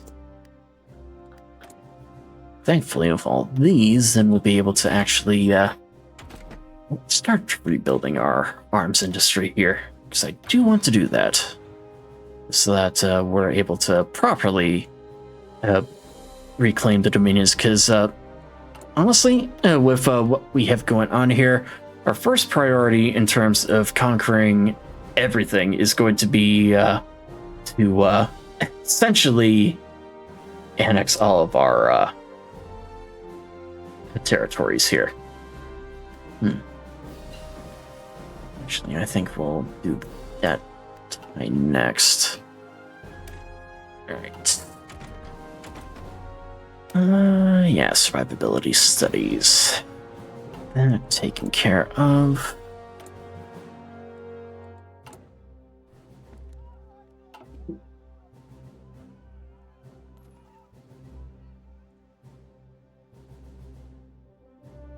Okay. And yeah, it looks like the Trotskyites are 100% going to end up winning this war here. And soon, once they end up taking Moscow, it'll basically be easy pickings then from there.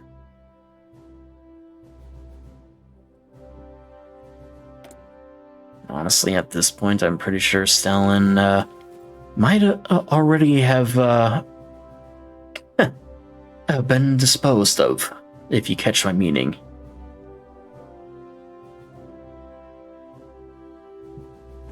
And there goes Moscow, and with it, Stalin's government. Okay. The end of the Soviet Civil War. The capitulation of the last remaining units loyal to Joseph Stalin marks the end of the Soviet Civil War. Ivan Smirnov has declared himself victorious and vows to make the Union of Soviet Republics rise from the ashes of civil war and destruction. The task ahead is enormous, and the world situation is unclear. But he is adamant that a new era for the Union, the Soviet Union, and for the world has just started. It remains to be seen whether he can live up to these declarations. After all, getting rid of Stalin was probably for the best.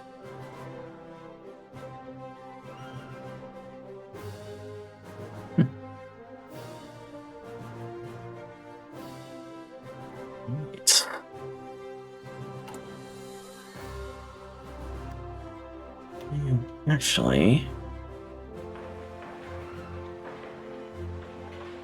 let's get a few of these started here.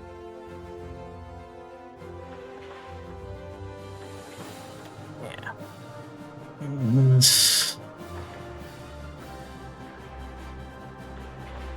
Alright.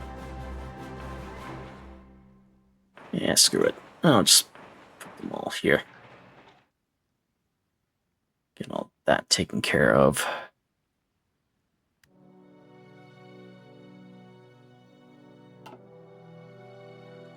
So we can at least have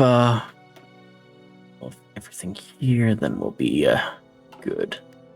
And we'll decide what to do with the rest of our industry then at a later point down the road. And diverted bombers is done.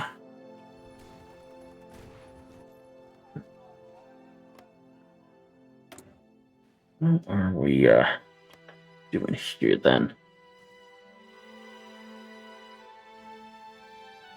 Yes, there's still things. Alright.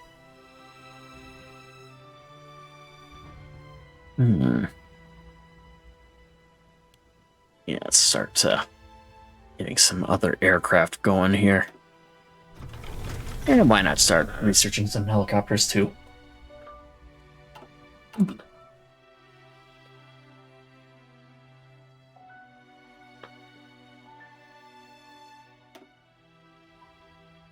Alright. And it does look like yep, it does look like the fascists were taken care of, so is good news for Norway then, I suppose.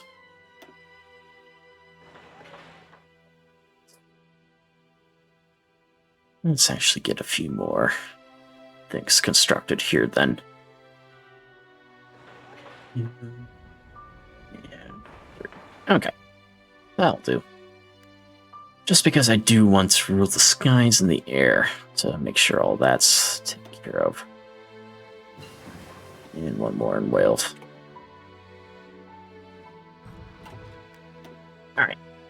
Now, let's reassess continental commitments. Through our recent political stances toward Europe, we've been commit ourselves to our allies in the Great War, opposing a resurgent German Reich and the booming Union of Soviet Republics. Political differences between ourselves and our old allies have become more notable. Perhaps time has come to reconsider our loyalties, where our loyalties lie. So, yeah, that will be good, because it'd be great to actually get rid of the war to end all wars thing, which will open up a lot more recruitment opportunities here.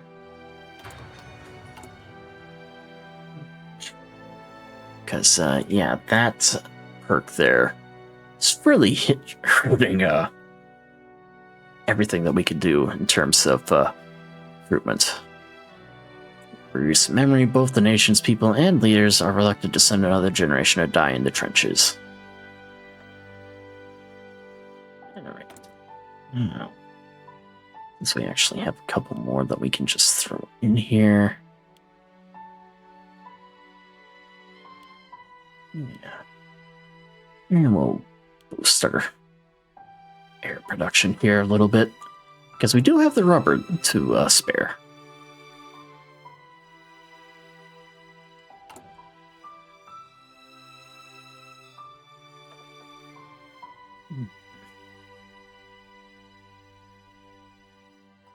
I think...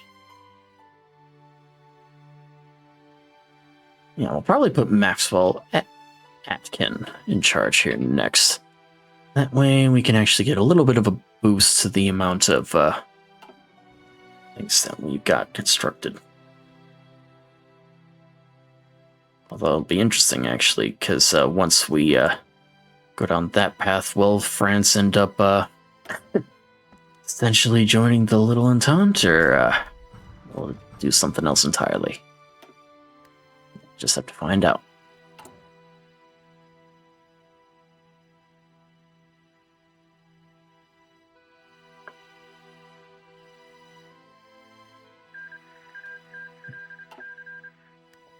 And Chile was annexed. Okay, so now it is the Mapuche state, which will be interesting, because I know with them, they essentially want to liberate all the Americas, I believe, for the Native Americans. I'm not entirely familiar with Chilean history, so. Okay, what else can we, you know what, yeah, let's get some, quarter pounders there. Artillery. Anti-tank front line. Engine. Nah. Let's do... yeah, fire concentration.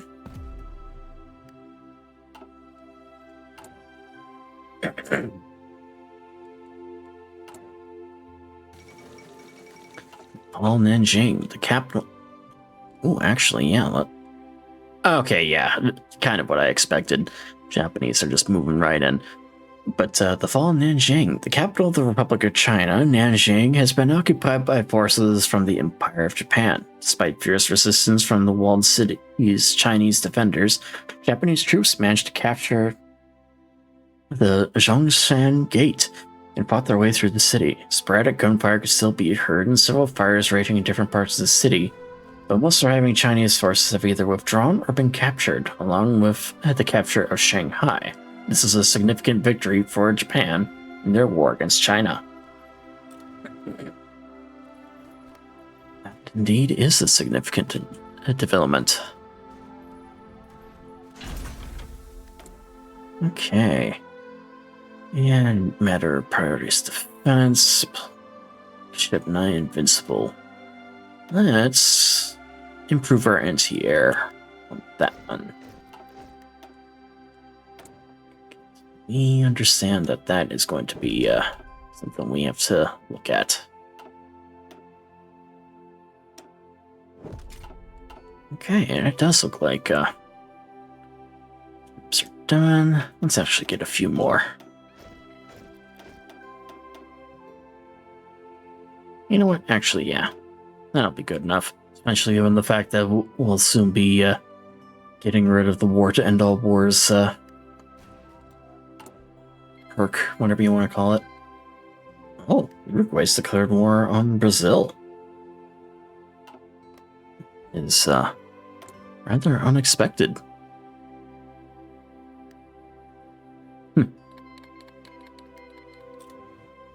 And White Finland's declared war on... Okay, so Finland's going down a civil war now. What exactly is going on here? Oh, a fascist government, okay. Looks like the Germans are possibly intervening? Yes, they are. So okay, and the communists have officially won in Poland.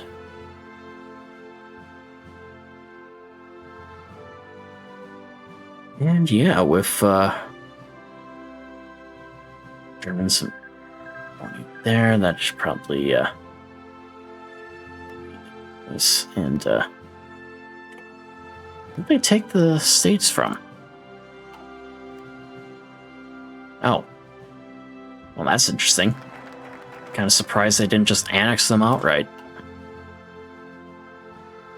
Alright. Let's... yeah. Let's isolate the Mediterranean threat. The Italian Navy threatens our shipping through the Mediterranean. We must begin a campaign of diplomatically isolating them to contain the threat. Which shouldn't be a problem. Mussolini isn't even in charge anymore.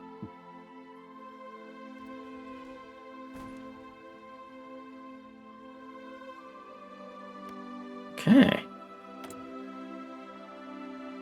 And now Czechoslovakia has agreed to join them. It's the Habsburg Alliance. Okay, so yeah. So the Wilhelm Tops is no more.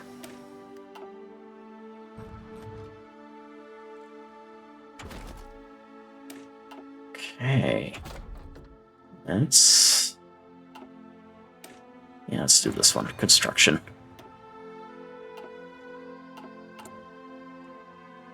That way we can just get things done a little faster here.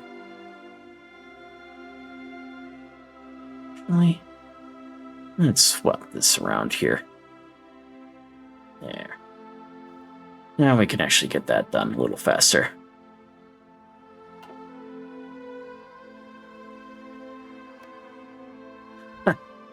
And they've renamed all of the cities named after Stalin now after Trotsky. Trotskygrad now instead of Stalingrad, and Stanislav, or whatever this area was, is now called what is it? Trotsk.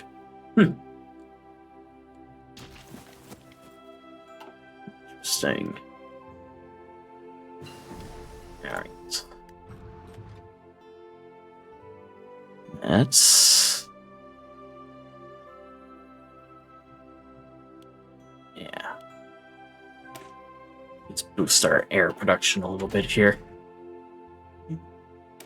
Let's actually start going down some of these paths here then as well.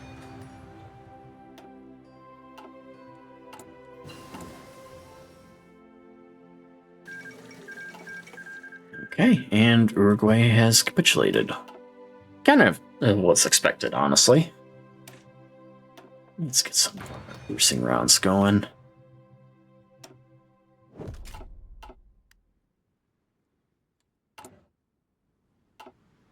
And let's take a look. Okay, so Mexico has gone communist here. So that's interesting. And so far, no changes in Canada. So,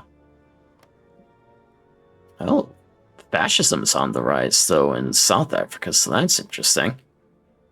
And does not look like there's really any changes to Australia or New Zealand.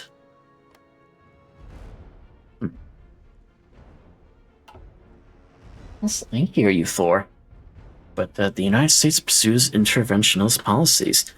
The peace movement in the United States has suffered severe setback as Congress passed a joint resolution encouraging President Alf Landon to use military force, if necessary, to safeguard American interests around the world. It appears that many in Congress have decided that it was American indecisiveness that allowed the Great War to drag on for so long and consume so many lives. They point out that within a few months of U.S. troops entering Europe, the Great War had come to an end. An earlier intervention, they argue, could have saved hundreds of thousands of lives. The giant will not be sleeping this time. So, I mean, there certainly is a little bit of merit to that, honestly. Just, like, an earlier intervention absolutely could have prevented, or saved lives in the event of a war, but, hard to say, though, if that was truly the best decision or not. So, but I digress. It does look like the fascists have won in Finland now. So now the Axis members include Germany, Estonia, and Finland.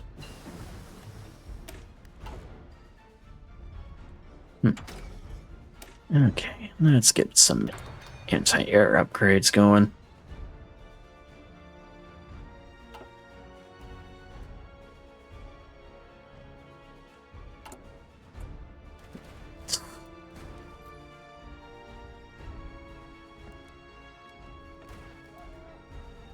Yeah, we'll have to... Yeah, we'll probably put Anakin in charge here then. Meant to put him in before, but kind of put Mosley in charge instead. But honestly, not the worst thing, because it does give us a little bit of a benefit in terms of industry. And the Tsardom of Bulgaria approaches the German Reich. The Bulgarian government has signed a commercial agreement with several German companies in an attempt to strengthen ties with the German Reich, while stimulating the injection of foreign capital into the country. Under the agreement, German investors will receive significant legal benefits and tax reductions when operating in the Tsardom of Bulgaria. It's sleep right. Okay. That's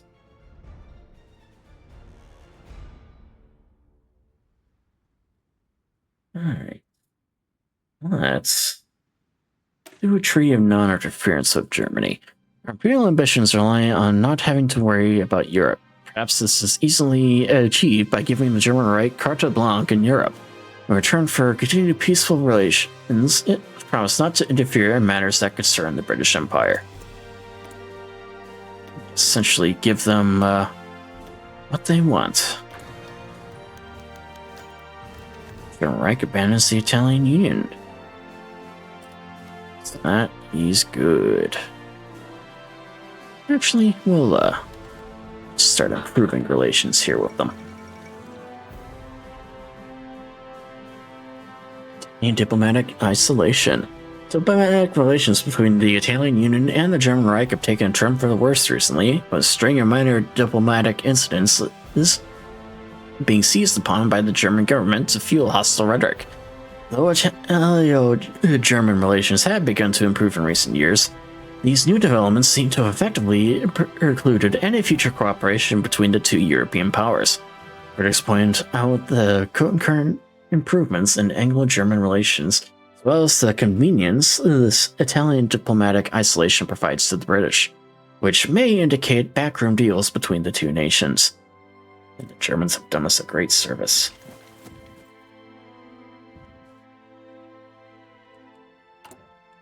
Yeah, hopefully, helps us out in the long run.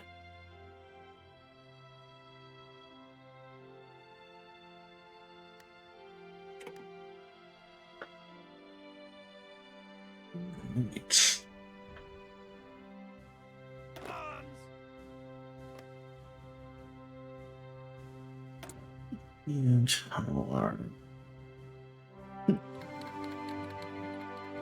Latvia has declared war on the Lithuanian People's Republic. Okay.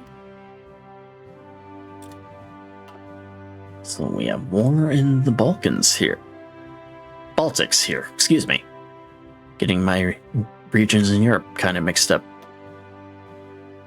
Let's get a cruiser submarine. Well, it will be kind of interesting to see what happens here.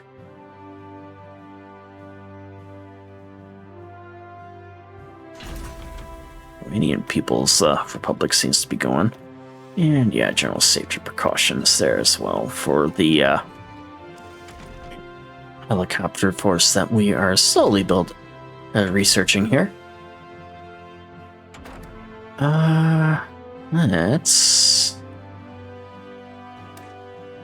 Let's start improving our radar a little bit.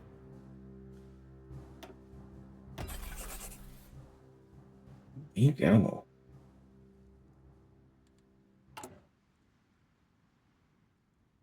And it looks like our nuclear research facility is just about perfect. And hopefully we actually have that. We do. Okay. Put you in charge. Is it Thor? Prince of the Kingdom announces the Corgi program. Prince of the government under Otto von Habsburg has announced a new large-scale industrial program with the intent of efficiently rearming the nation as quickly as possible.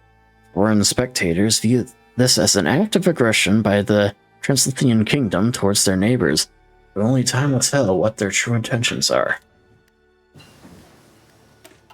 Yeah, I think their intentions are basically to rebuild the Austro-Hungarian Empire.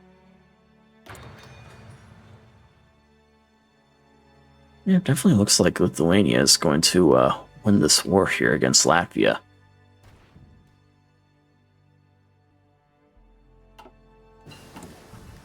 Ooh, actually, I am good to go here, so good. That going.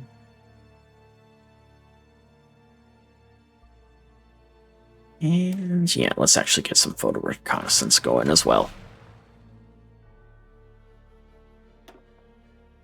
And strike craft. Let's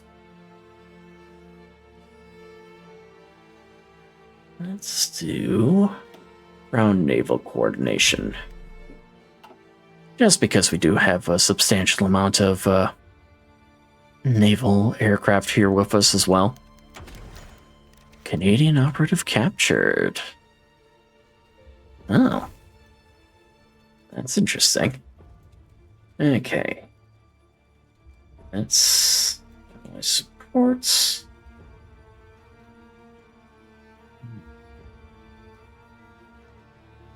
Oh, the floating airfields.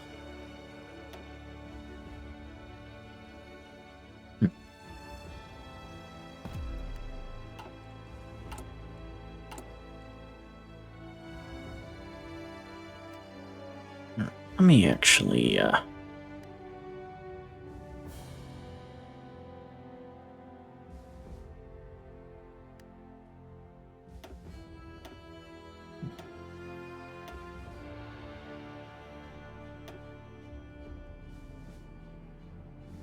let's do that instead. Get a couple more civilian factories constructed. Just so that we can actually, build up a few more factories here.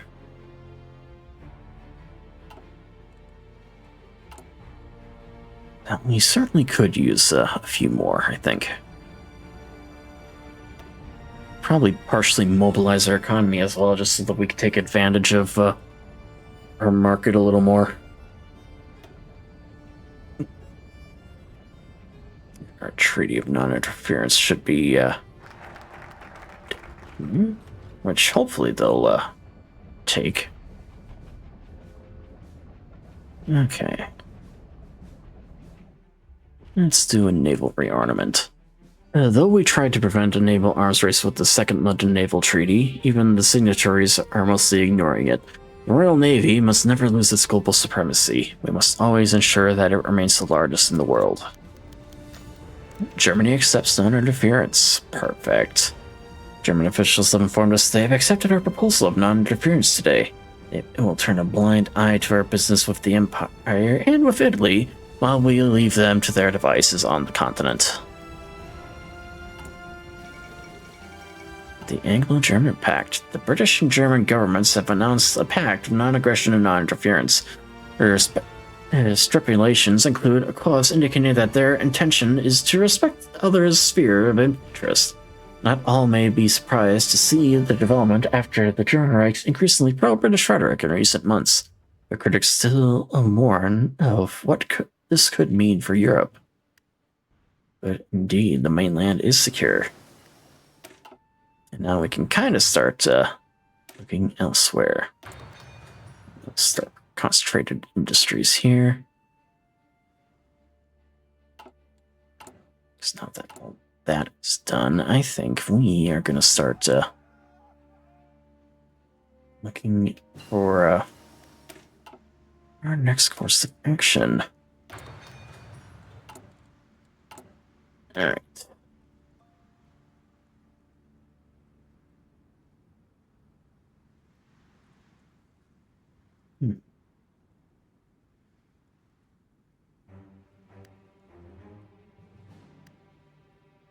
Yeah. Because we definitely have a couple of options here. So we could go to war against Ireland.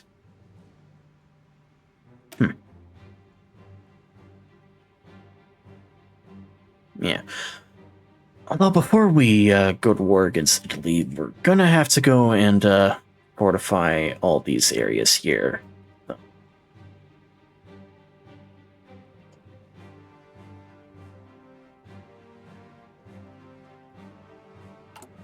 Okay. And Latvia has capitulated and been annexed by Lithuania. That's interesting.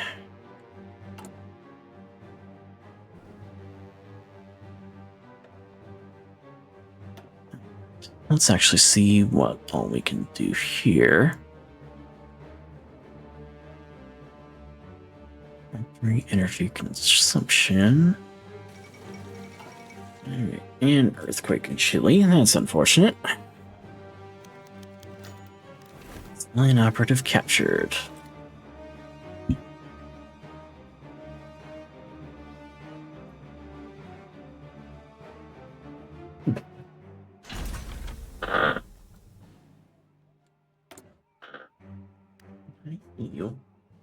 Alright, we'll get started on that then.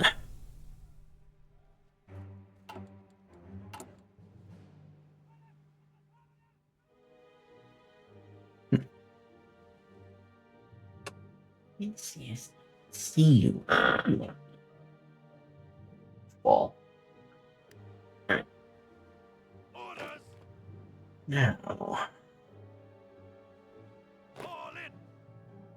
Do want to actually kind of start getting an army ready here.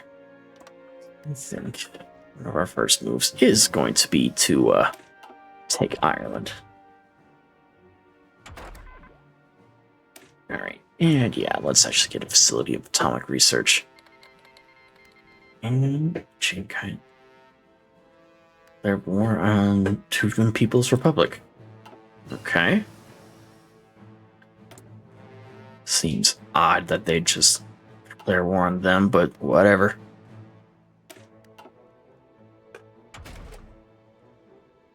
Okay.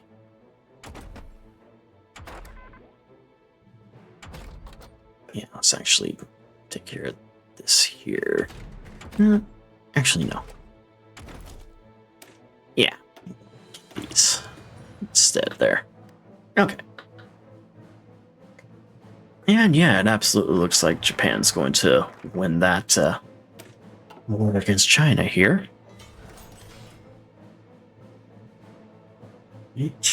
No.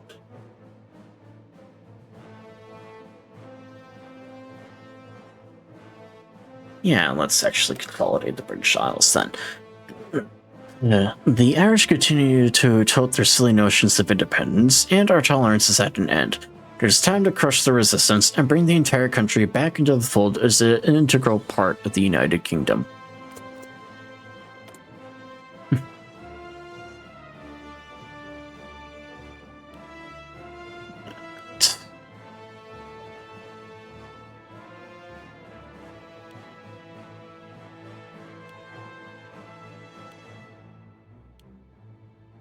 There we go. Alright. And Mexican oil standardizations. Yeah, there's nothing we can do. Don't really care about that.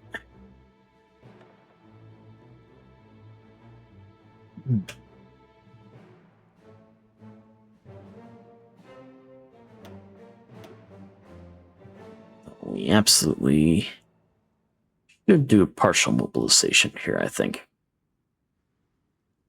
And I'll probably just keep it at partial mobilization. Won't have to go into a war economy quite yet.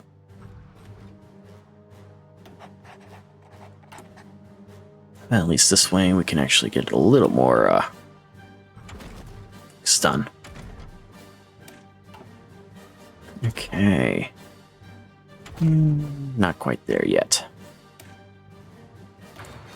Do this.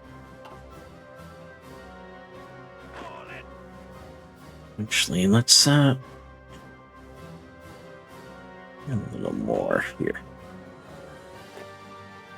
Now I'll put the 3U in. Alright, let's actually get an army constructed. Open our Montgomery in charge, because feeling Monty would be more than willing to do this here.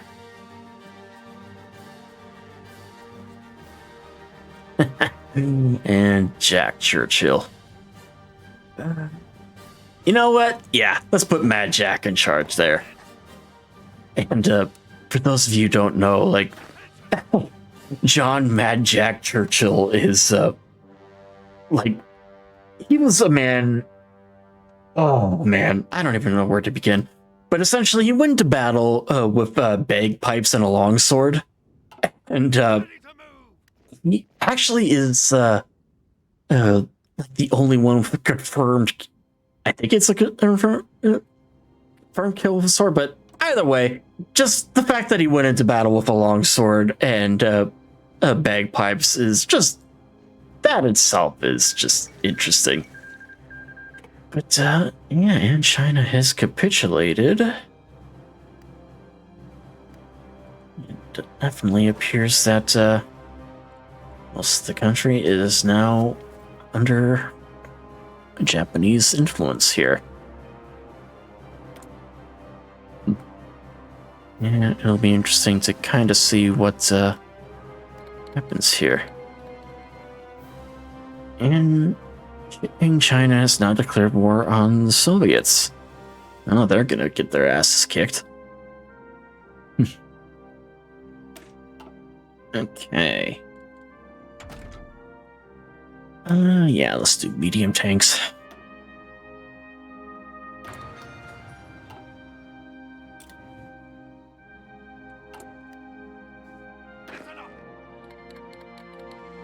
Tuvan's People's Republic has joined the Fourth International.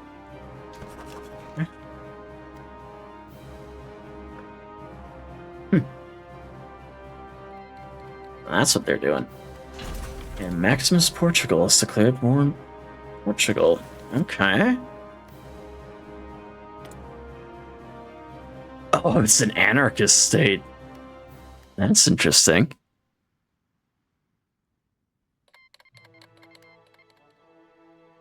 So they are puppets of so okay, so it looks like the anarchists in Spain are moving forward there, so it will be interesting to see how that goes.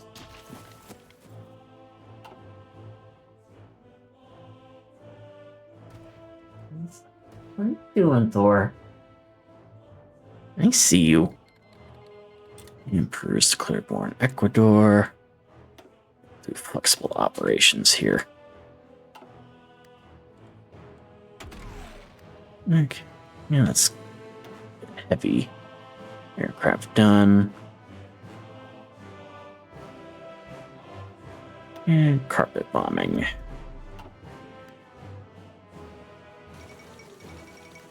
And more in South America. Yeah, that's fine.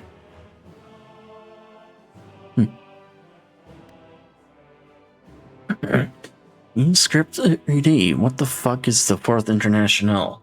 Essentially, it's a. Oh, thank you for the follow. The Fourth International is essentially a faction that can show up depending on the situation. Essentially, they're Trotskyites that have are trying to spread communism that way. I don't really know the full details of it. It was just one of many brands of socialism that kind of popped up during the 1930s. Okay. Yeah, it looks like we are just about ready for our war against Ireland here. And boy, are the Portuguese managing to cut their way through there. And national Spain was annexed. Okay, and now Germany is finally doing something. Because I was kind of curious to see what would actually... Okay, so they're going to war over the Sudetenland. Alright. Let's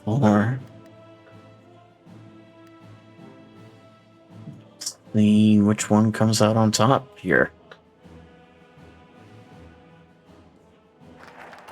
We have our own war going on here. But before we start that, let's actually do this one. Fortify East Asia. Many of our old colonies in the East are threatened by civil wars and imperial ambitions of local countries. We must not neglect our remaining outposts, but continue to develop these regions to secure our global presence. Or I don't hear you. Alright. Let's actually go and declare war on Ireland. Alright, Monty. Go have some fun. That. And we'll get some of our air units over here then right away.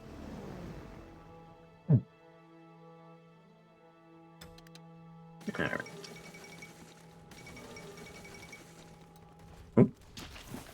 Okay, well, we have a couple of things going on. The end of the League of Nations. With the declaration of war on Ireland by Great Britain, the League of Nations has failed in its attempts to preserve peace. Edward VIII openly mocked the League's inability to do anything. With that, took the country out of the League.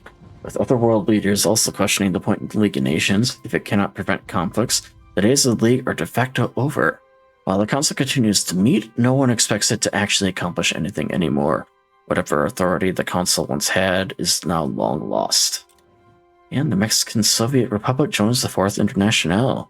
Earlier today, the Union of Soviet Republics of Europe and Asia and the Mexican Soviet Republic issued a joint statement that the latter has now formally granted membership status into the Fourth International.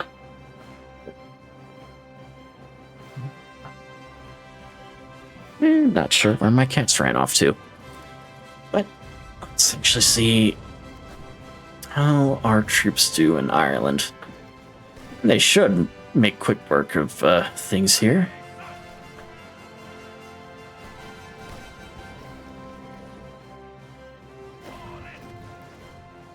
And yeah, they are easily just moving on through here. Alright. And... Submarines to main battle fleet to provide reconnaissance and ambush enemy ships during general engagement. Submarines can spread out through vast routes. You know what? Actually, yeah, let's do fleet operations.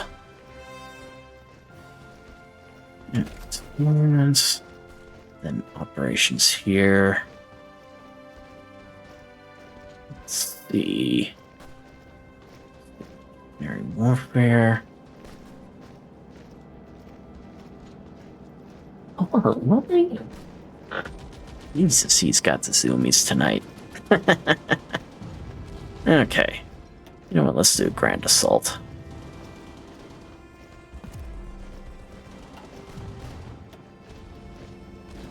Right. And German right claims Mel. German forces on the border poised to attack. The Lithuanian People's Republic has given German ultimatums surrender the old Prussian territory of Memel. Passed to the Lithuanian People's Republic by the Treaty of Versailles, but has now been reintegrated as part of East Prussia. Yet to reach the extent of territory ambitions in Europe, experts are doubtful.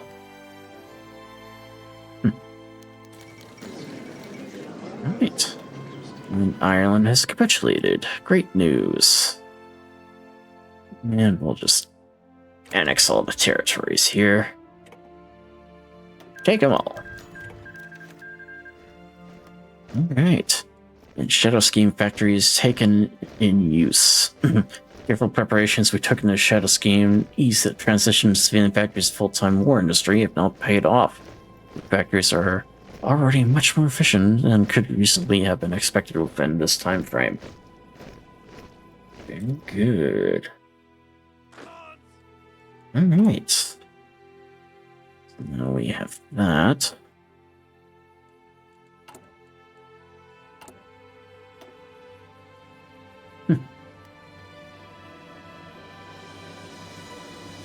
Alright, so now we've consolidated our hold on the... I think high time we start appealing to the other loyalist factions here. Because it is high time that we start bringing them back into the fold. Yeah, probably start picking them off one by one. Not entirely sure. Probably do South Africa first, actually, now that I think about it. Either them or Canada. One of the two. Let's actually start getting some support units constructed. And find a use for all these here.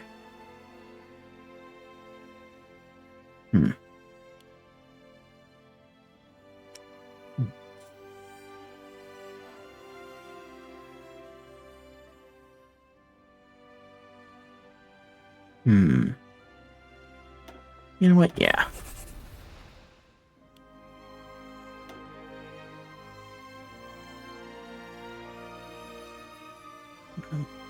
I think for these...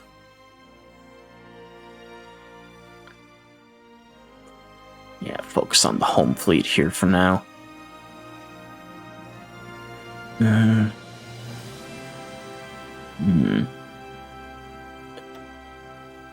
Class cruiser. Max speed. Yeah. That will do. And some destroyers. Yeah, good enough for now.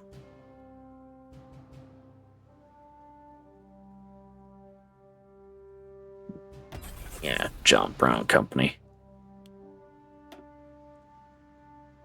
And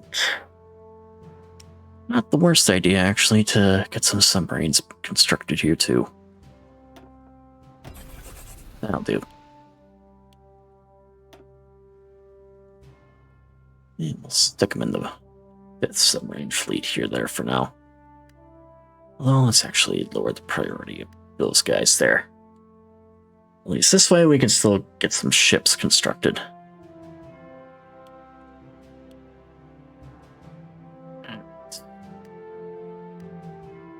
Actually, I know exactly what start doing some...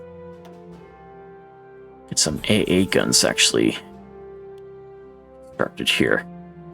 Because I will want to implement them into some of our units here at some point.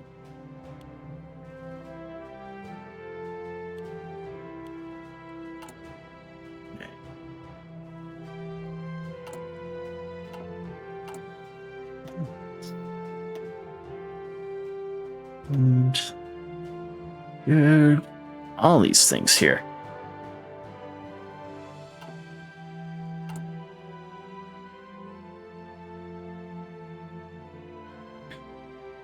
Okay. Let's take a look at what we could do here.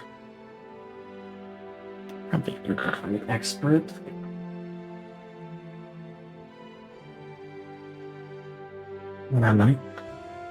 My cats absolutely have the zoomies tonight. And yeah, it definitely looks like the anarchists are going to end up winning the Spanish Civil War here. Which is a first. I've actually never seen them win the Spanish Civil War in any of my playthroughs.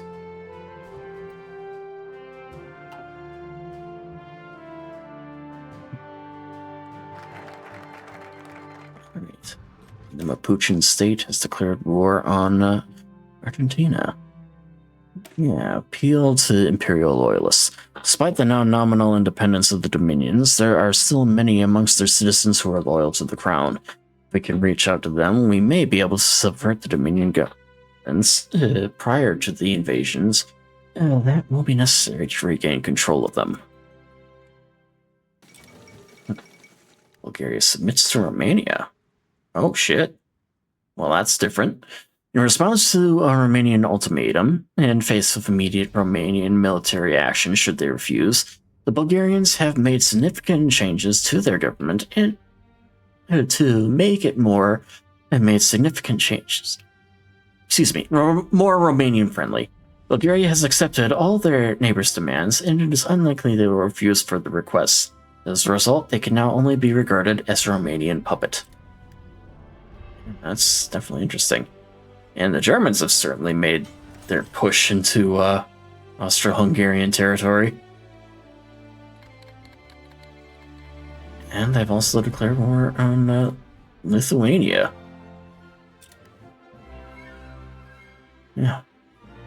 Well, hopefully, yeah, they're probably going to be fine, actually, now that I think about it. Okay.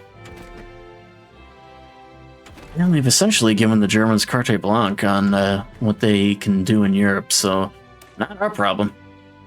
Oh, right, I forgot that they actually adjusted the dates for the ships here now. That being the case, yeah, let's actually start researching the newer ships. Because why wait on the other ones if we have access to newer ones?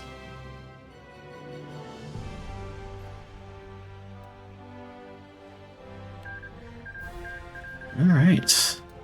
And there goes one more part of Spain. Now it's just the Carlists, and then the anarchists will essentially have taken control of everything.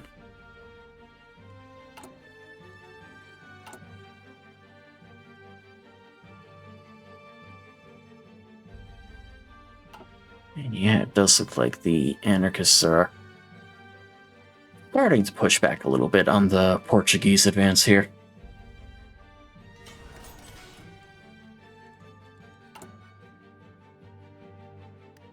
I mean, what does our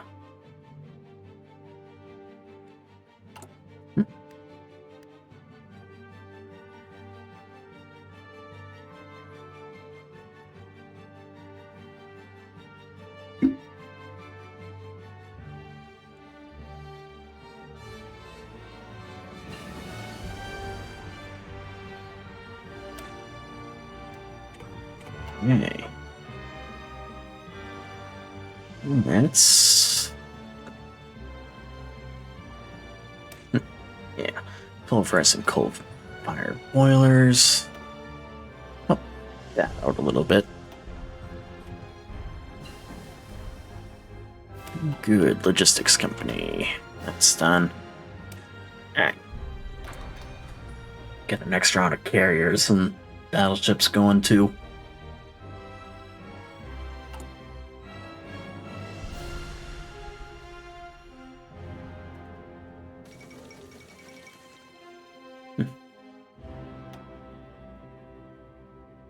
Alright.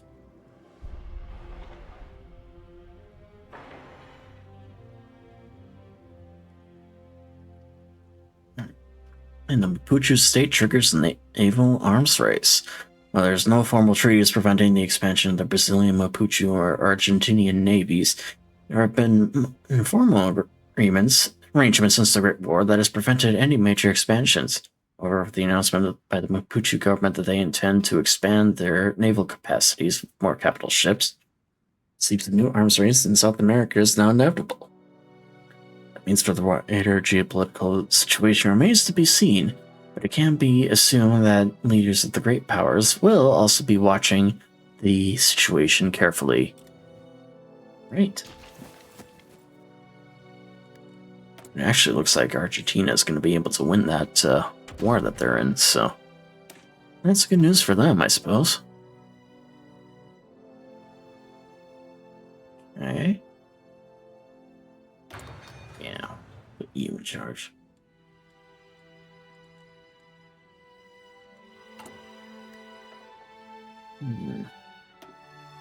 Yeah, that one.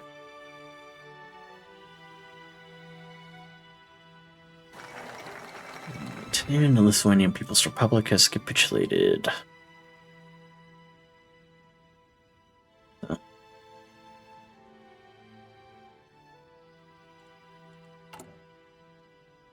That's... Okay. Okay. So, Germany and Yugoslavia have, France and Yugoslavia have decided to join the Axis. Naval treaty abrogated. With the outbreak of war, the Polish government has officially informed the remaining signatories of the naval treaty that under Article 24, considers the restrictions no longer of national interest. The Polish ambassador therefore announced the naval treaty will be suspended for the duration of war. Restrictions will return to force once the war is over remains to be seen, but for now, it seems we are no longer bound to the treaty. Okay. And who is Poland at war? Okay, so they're being targeted by Germans. And Romania has now joined the Axis.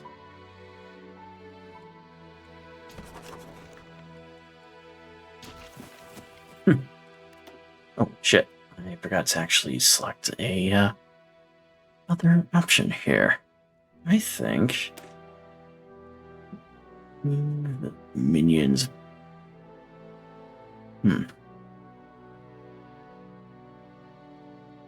Yeah. Bring the Dominions back to the fold. The board is set and the pieces are in position. Now that actually, we'll hold off on that one for now. Just because we do have other things here. Let's actually fortify the rock. As well as controlling the entrance to the Mediterranean, Gibraltar provides a strongly defended harbor from which ships can operate in both the Atlantic and Mediterranean. As such, it is imperative that it is strongly guarded. So yeah, we'll hold off on that for now. But eventually we will get back to the other stuff. Mexican junta has declared war on the Soviet Republic. Second Crustada, forces of the Church and Revolution have once again come to conflict in Mexico, with the government renewing its attacks on the Church. Embattled Catholic parties and social movements are launching an armed rebellion to seize control of Mexico. Snow militias are reforming after a decade of inactivity, supplemented by defectors from the federal military. They've taken over several rural states and are using these as bases for which to operate. First Crusada ended with a settlement negotiated between senior revolutionary and church officials, thanks to an intermediary by the American government. It looks like the violence will end only with the complete destruction of one of the belligerents. Right?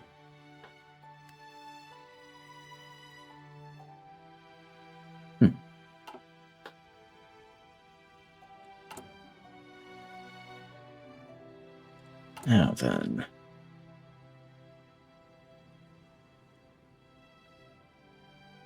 That's...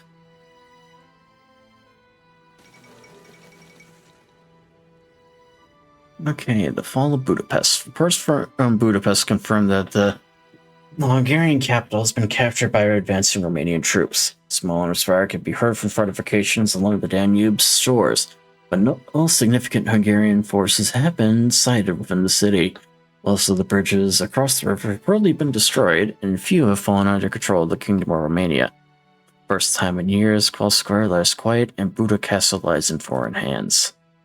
You know what? We'll start in South Africa. Start there, and then we'll expand the rebellions outward to other countries as well.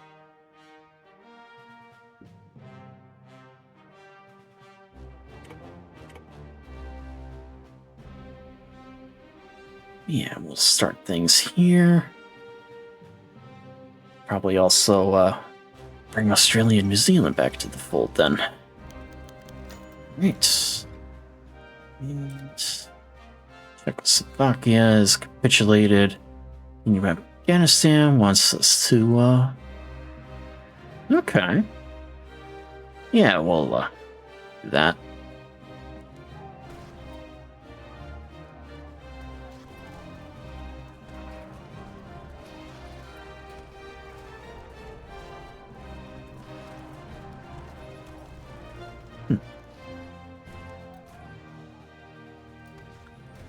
And yeah, it definitely looks like there it goes.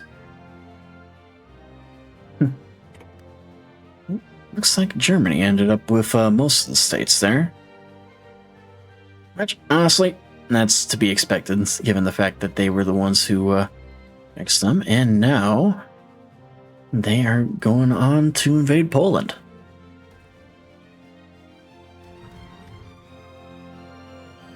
Which will be interesting, because I don't believe they've taken on or done the... Yeah, they probably didn't do the Molotov-Ribbentrop Pact with the USSR. And tactical battlefield support, we'll do that one there.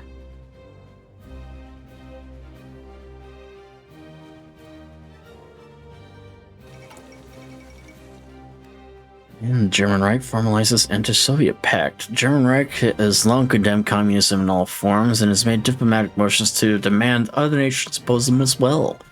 The German Reich has offered states under immediate threat from communism a chance to form a pact against the Union of Soviet Republics.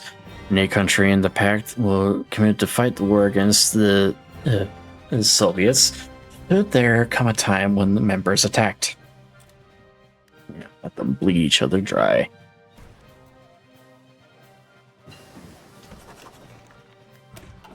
Alright. And we'll start the cruisers here then as well.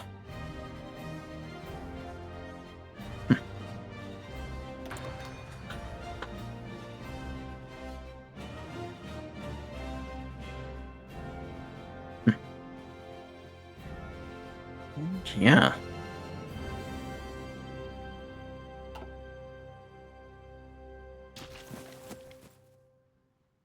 Be interesting to see how long Poland lasts. Oh! And I kind of had a feeling that was going to be happening. Yeah, they ended up allying themselves to the Soviets, so that's going to bring everyone into the fight there. Okay, given the fact that what's going on, let's actually protect Suez. Controlling the Suez Channel is part of the means which the British Empire retains its command in the seas. Losing this region would be disastrous. Measures must be taken to fortify it. Qing China joins the Axis, and Catholic Mexico joins the Axis. Oh. Okay, and it actually looks like the Dutch have... I mean, the Belgians have gone down the fascist route and are now trying to attack elves.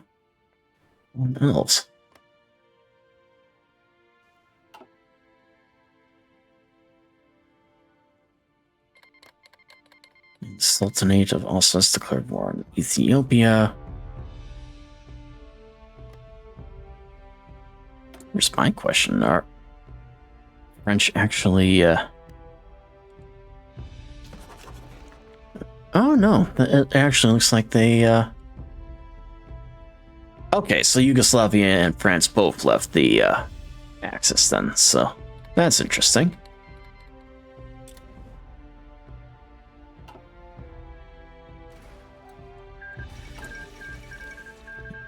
And the anarchists are victory in the Spanish Civil War. After a long and grueling civil war, Spanish anarchists have finally defeated their Republican and nationalist enemies and secured full control over Spain.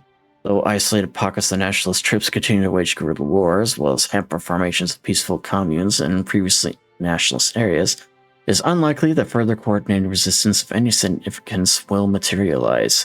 As various communes focus on rebuilding their war-torn villages, towns, cities, and industries, they have elected to remain organized under Wartime Regional Defense Council, apparently in response to increasingly hostile rhetoric and various world leaders' reactions to the anarchist victory. This victory cannot be allowed to last.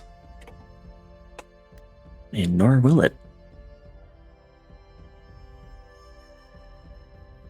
Okay. And the next one, I think we'll launch it in Canada. And Poland's capitulated. The fall of Warsaw. German forces advanced in the Polish People's Republic have succeeded in capturing Warsaw. Sporadic fighting continues in Prague and a few others districts, but organized resistance in the city seems to have ceased.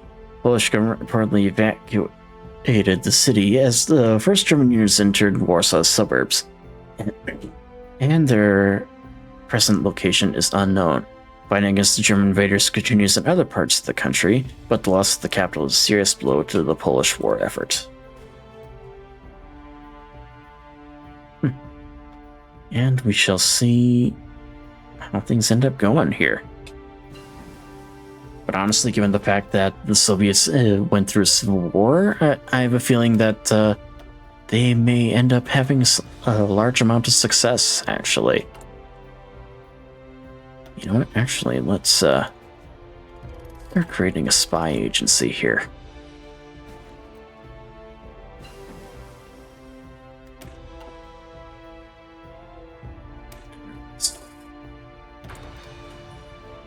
Finish researching all those other units there.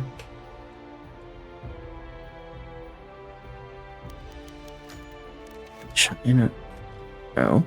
China demands abrogation of the Nine Power Treaty.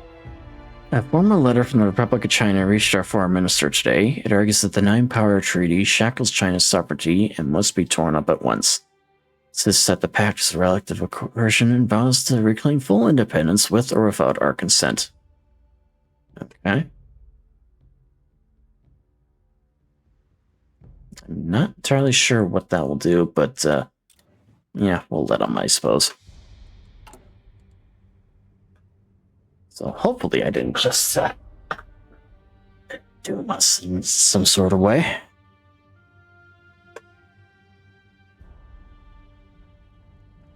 Looks like the first of the rebellions should be starting up here any moment.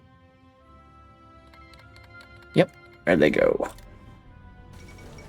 Imperial Civil War in South Africa. Pro-imperial elements in South Africa have risen up in open revolt against their government, demanding an immediate return of the nation as a dominion of the British Empire. The situation has now escalated to full-blown civil war, and the South African government has accused Great Britain of supplying insurgents with modern weapons and munitions they require, which the British government has categorically denied. They can accuse us all they like. Which, granted, they're right, but we'll never admit it. The fall of Kyiv. Kyiv, the capital of the Ukrainian SSR, has been captured by advancing German armies in the Soviet Union.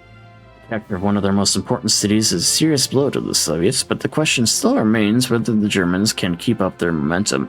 Moments after the Germans had occupied the city, thousands of mines planted by the NKVD were apparently detonated in buildings along the main street, causing even more damage to the already ruined city. Now the invading forces look to the east.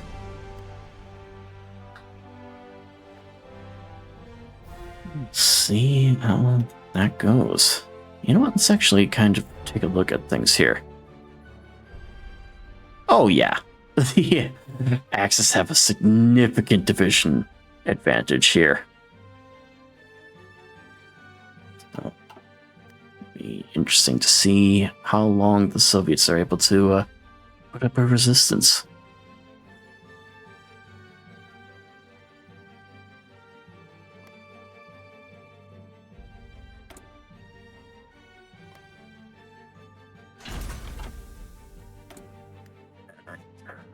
Well,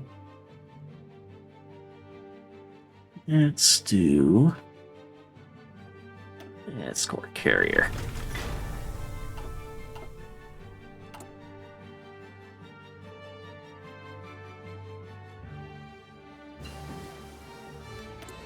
My 6 has been founded.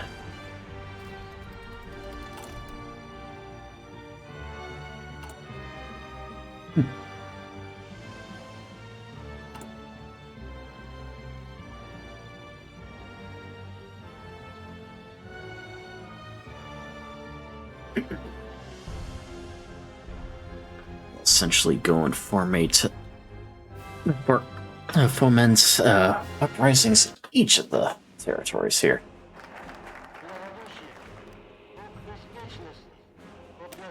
Suez.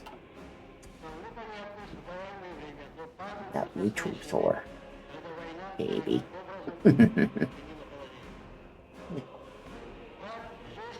Okay. Let's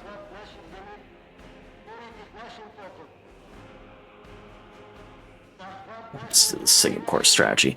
Singapore should remain our primary naval base in the east. Hong Kong may fall to the Japanese, but Singapore must remain impregnable until the main fleet can arrive to decisively defeat the enemy.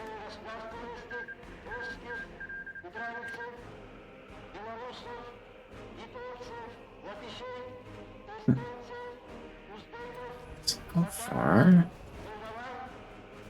Alright.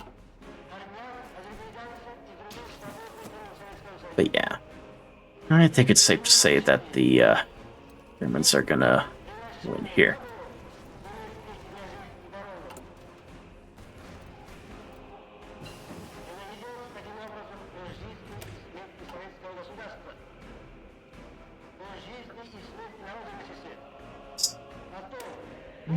Efficient turbines.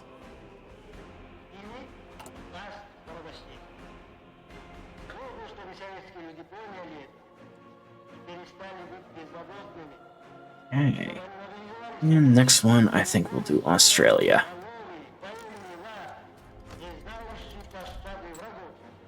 Alright. One.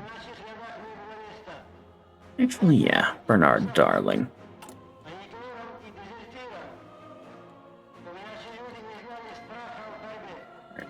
There's Claiborne and Xinjiang.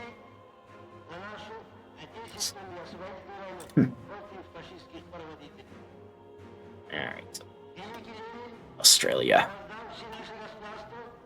Okay, what are you doing up there?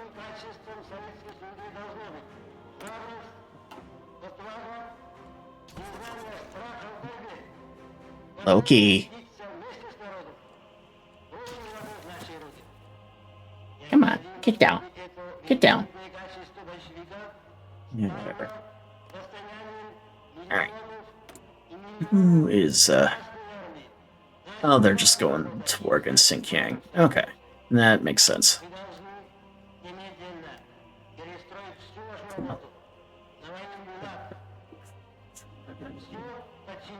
on, you two. Get down. Oh, get down. You two, Thor. Get down from my... Oh. Look at the Germans declare war on here.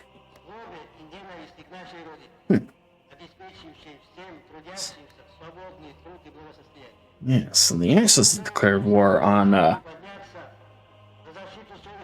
Anarchists there. Be interesting to see if they end up joining the Fourth International or not.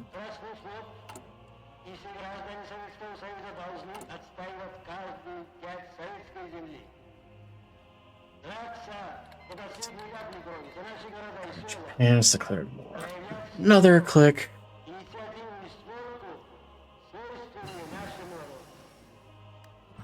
Canada should balance war here next. which should be good, because that will then help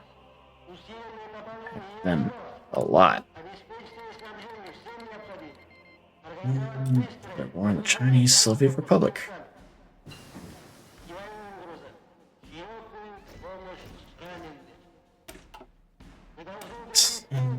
And then you. Three Canadian republics declared war on Canada. Civil War in Canada. Pro-imperial elements of Canada have risen up in open revolt against the government, demanding immediate return of the nation to the Dominion as a Dominion to the British Empire. The situation is now escalating to full-blown civil war, and the Canadian government has accused Great Britain of supplying the insurgents with modern weapons and munitions they require, which the British government has categorically denied.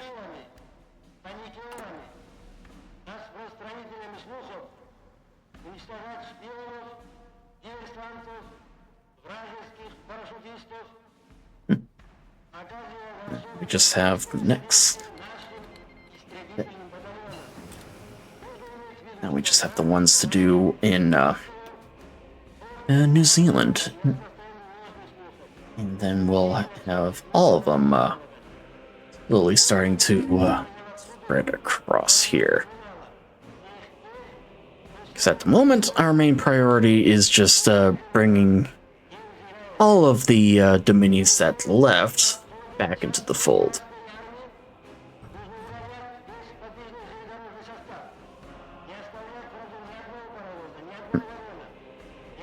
Not quite there yet. Formation of the Greater East Asia Co-Prosperity Sphere, with the proposed objectives of ensuring economic self-sufficiency and cooperation among member states, among them resisting the influence of Western imperialism and Soviet communism. The Mario Ono has today announced the founding of the Daitoa Ken. Whether this is truly objective of the Union or just another careful ploy by Japanese propaganda machine is still on the top of everyone's mind. Right.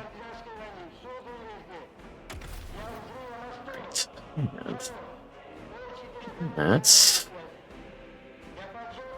infantry support? No.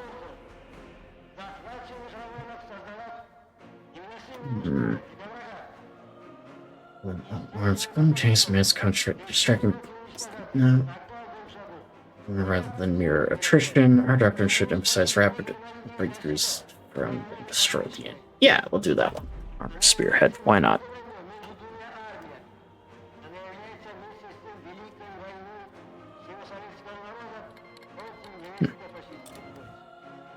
More. What's going on there?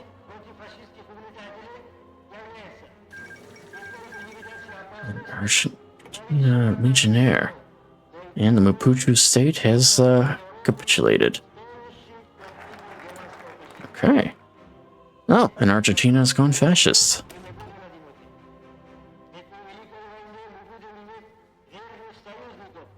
Okay.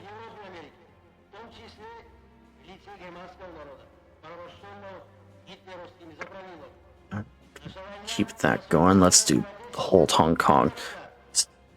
Actually, Singapore will rely on a base much closer. Actually, no. Let's land for current defenses at Singapore Island are inadequate. We must focus our efforts on beefing up fortifications. Do that one instead, actually.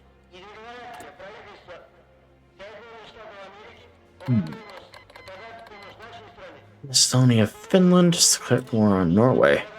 Oh. Okay.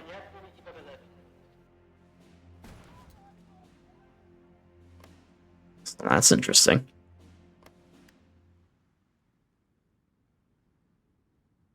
Yeah, now I'm genuinely curious to see who and if they end up joining another faction. Oh, Wall of Moscow. At dawn today, German panzers smashed through hastily erected barriers on the streets of Moscow, and half-tracks were seen unloading panzer grenadiers on Red Square.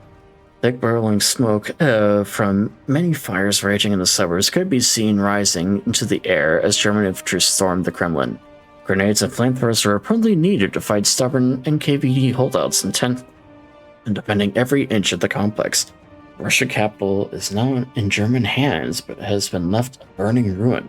Unconfirmed reports indicate Lenin's embalmed corpse was safely evacuated east. Is this the end of the Soviet Union? Very well might be.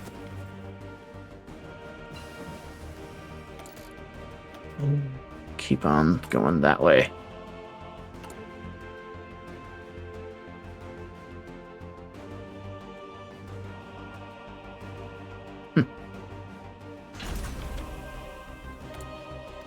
Alright, let's do a stronger hull. Actually, yeah. Stronger hull, that'll be fine. Actually, since we are...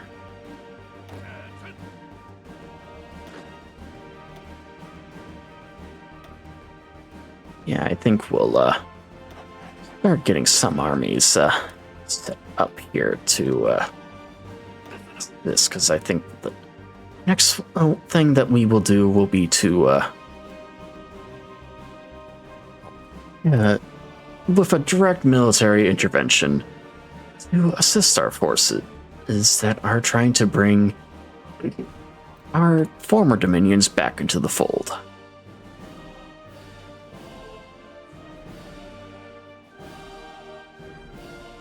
Okay.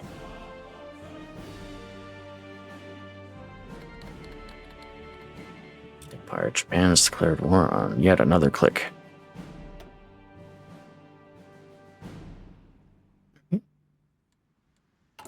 There they go.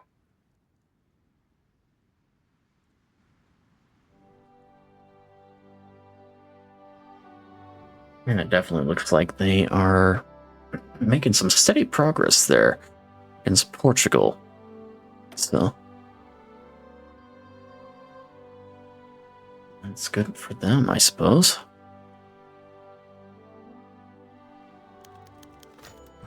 And yeah, we can help out with that.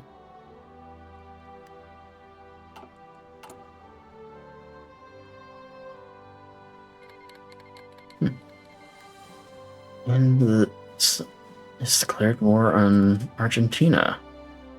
And France has declared war on Argentina. That seems random.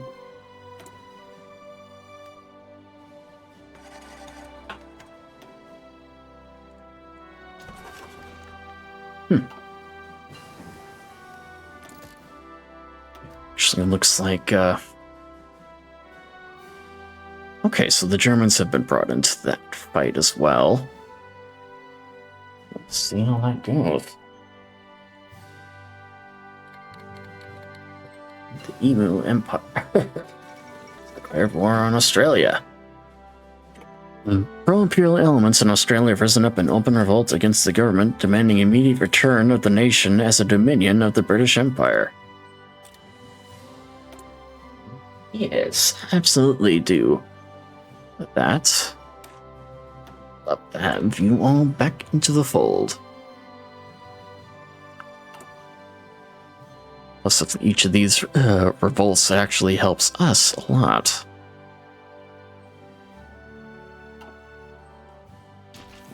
Alright, they are still on the move. Okay.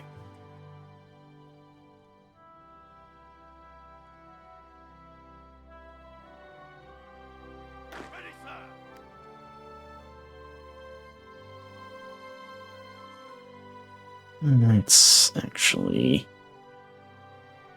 yeah, get that going.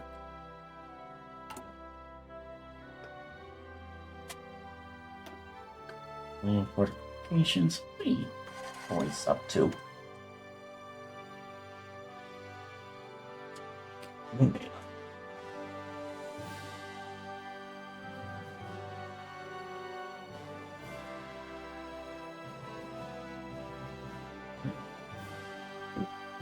Go and bring the rest of the dominions back to the fold if we can.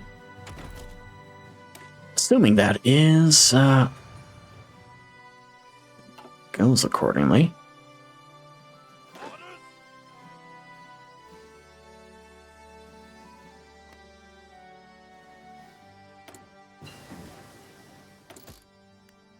Okay, let's do suicide pills.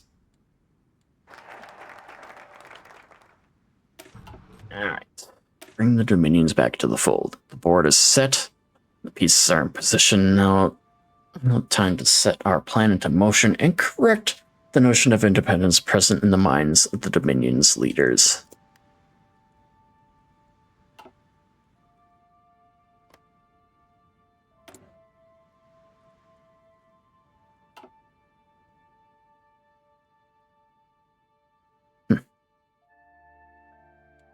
Friendship just kind of pushed into Germany there. Yeah. Doesn't really help that the vast majority of their forces are probably in the east still. Kind of makes sense.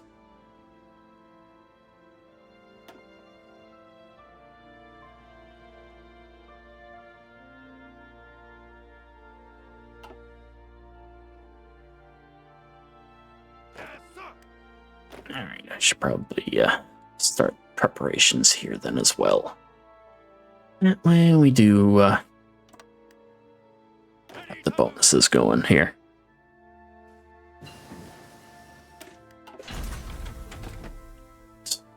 And let's actually start getting engines and all that squared away for the other stuff. And a flame tank, because why not? Civilian operative captured.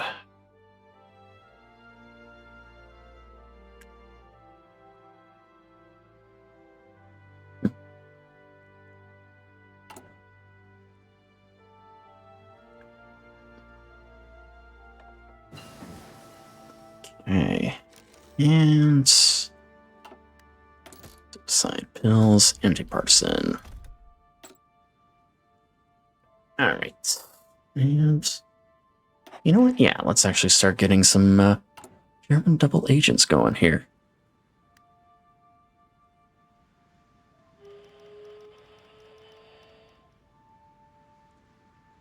Which plan are? Okay. Okay. The Dutch have been forced to capitulation. Engages in aggressive foreign policy. Belligerent and assertive stance in foreign policies as of late. If it comes to a swift regime change, it would seem Argentina is preparing some possible expansion. Foreign leader Pedro Pablo Ramirez spoke to the nation and assured the population that an era of greatness is upon them. Goal of uniting South America under one strong and stable banner. Alright. Oh, it actually does look like they are part of the Axis here.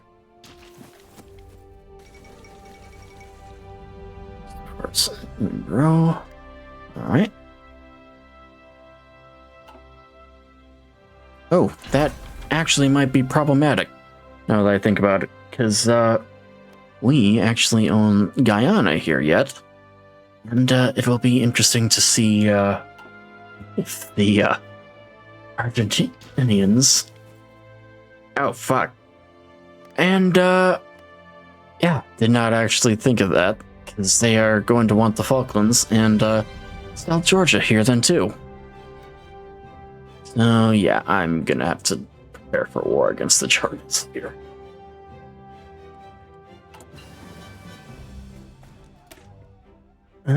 Let's just hope that we can, And there goes the final uprising then. Alright. Let's get the rest. And Imperialist Civil War in there. Okay. And we got some atomic research.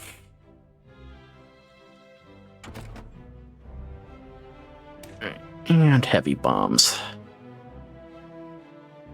Okay. Got some Cass, let's do medium.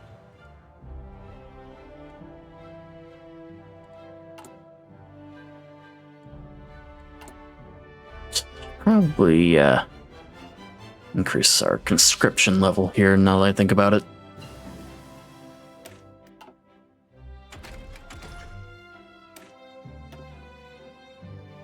That going there too. Yeah, we'll definitely start getting a nuclear reactor going here. Because, yeah, we are going to want that. Oh, who's the justifying? Greece. Okay.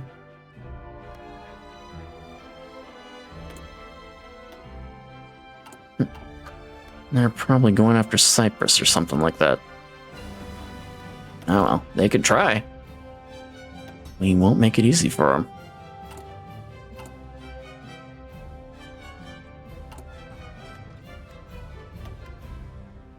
I will actually just finish the one. Crafting.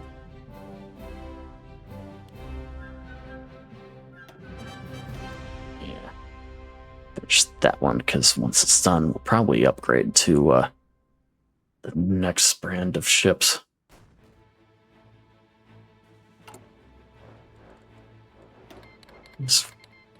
Yeah, sure.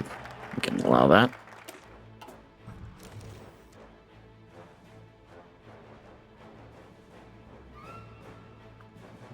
In the meantime, let's do air defense. No question of where the enemy will be coming from. We must protect our coast with extensive AA batteries. Okay.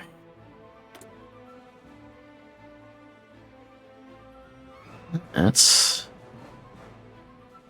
yeah. We'll declare war on them. Bring Canada back into the fold. Alright. The Italian unit joins the 4th Internationale. Oh, and the Empire strikes back. As, declare war on one of your former puppets. That we've done. The Italian Union joins the 4th Internationale. So the Union and the Italian Union at the latter's joint members. Okay. Anywho. Alright. And let's bring Canada back to the fold. And we'll also help out Ireland as well.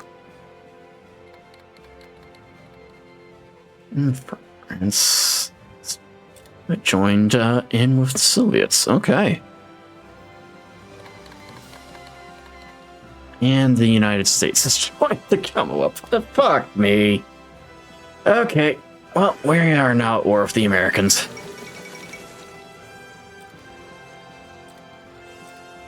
Hey. Well, with luck, we'll be able to about with that.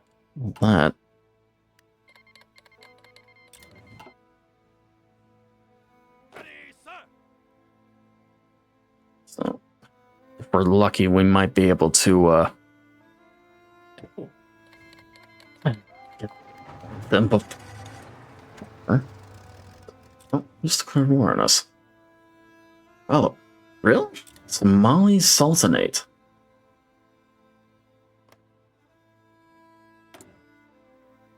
Huh. Well, that's unexpected. But if they really insist, I'll probably deal with them later. For now, we have some bigger fish to fry.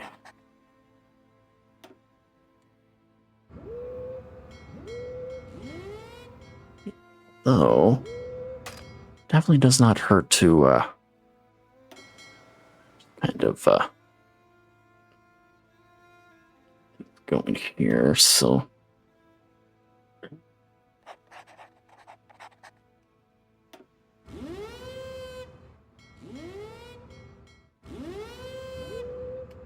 That will do, I think. And that's for the rest of them.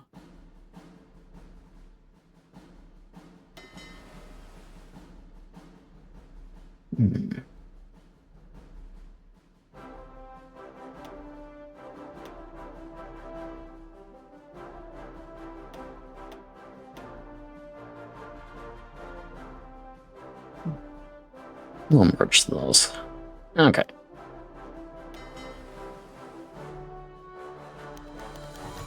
And Ethiopia requests recognition of an immediate end of the war of Somali rebels. Ethiopian diplomats encourage Great Britain to recognize. They explicitly state that Ethiopia will go to war. Use.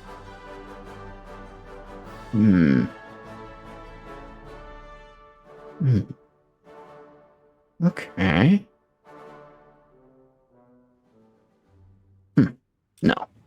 It will end when we say it ends. Okay? Ready to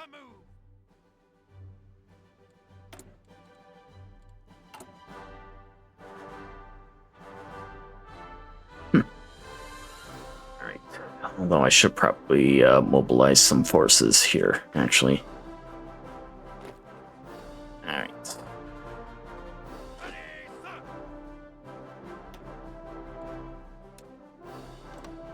Yeah, start moving these guys over. Needs to help put them on a defensive posture here. Yep, I kind of saw that coming. Ethiopia's declared war.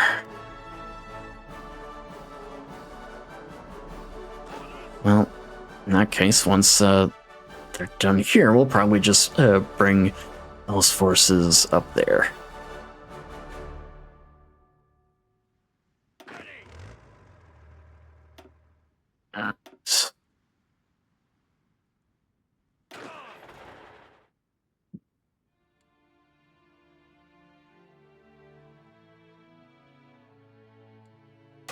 Actually, I have a better idea.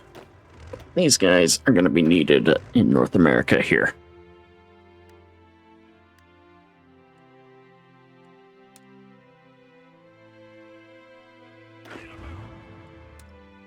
Yeah. Bring them over here. Because if we can bring them into the fold, the better. Although, like, granted, I knew I'd be going to war against the US at some point. I was not expecting it this soon. Although on the plus side, doing it this early means that we'll be able to take advantage of the fact that the Americans don't really have much manpower yet. And I do mean yet. Alright, although I am going to need more manpower here.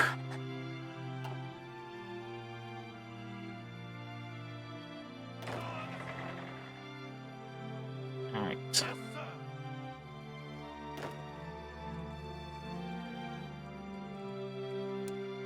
Okay.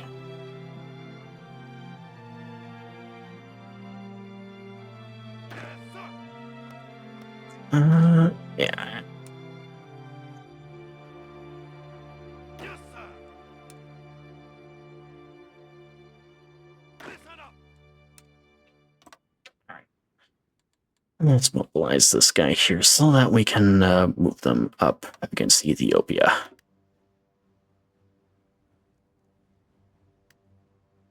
Ready, sir. And yeah, we'll put them in charge. Alright.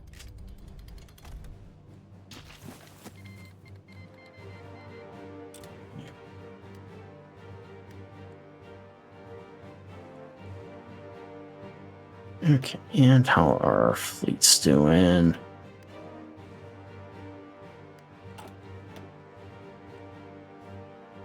Ready.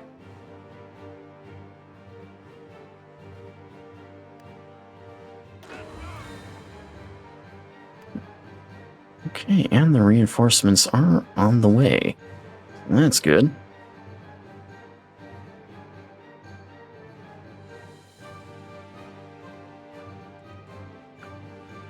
Good news is that everyone else kind of right, we're doing well here.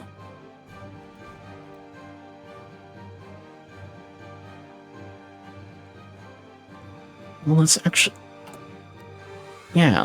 get some of these guys going here. Okay. What ones do I want here? Let's...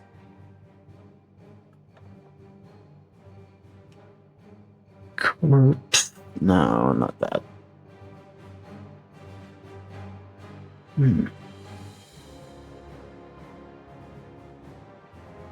Actually, yeah, we'll do that one.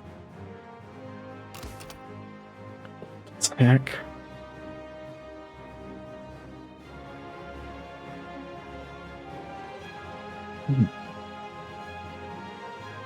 Let's do signal training.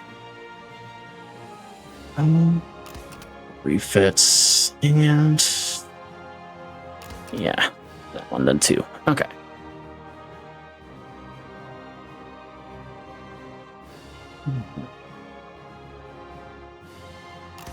Yeah, and one more hold up station. Okay.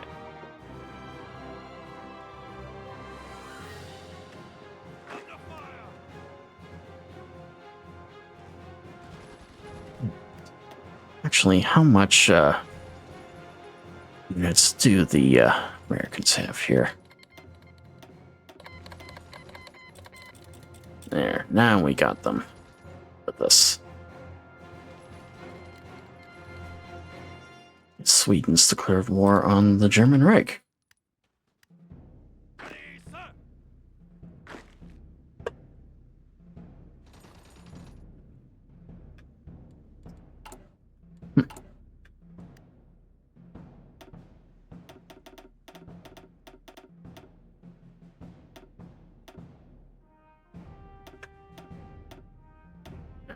And we'll get 30 divisions trained up here so that we can actually get them across the fight.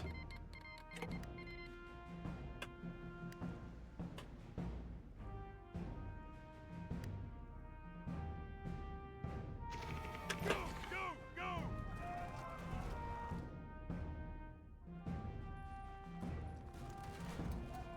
go. Miles Dempsey wounded. That's unfortunate. Okay. And the Chinese Soviet Republic has been vanquished. And we lost 2 destroyers. That stinks.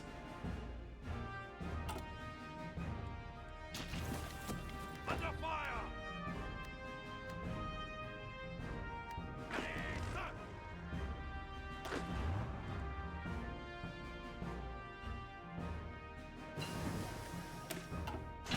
Ready, sir. Yeah, let's get some fighters here. And a bouncing bomb. Gonna need that. Let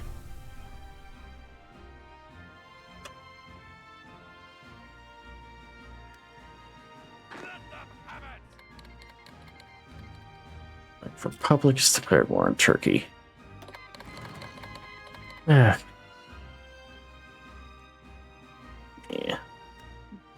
Join in there.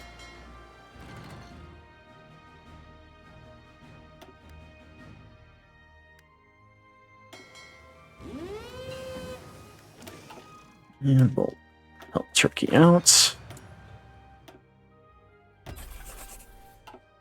Alright, let's see if we can't actually get Turkey on our side.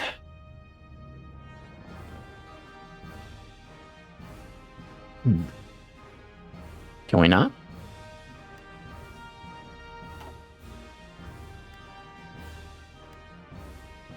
Pull it.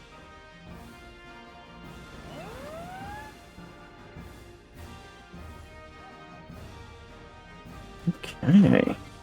Oh, there's one. Okay.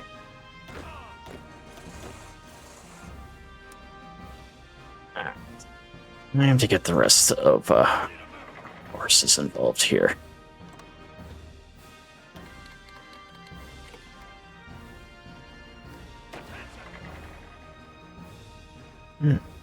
And we will prepare for an attack that way. Once we get going. Act.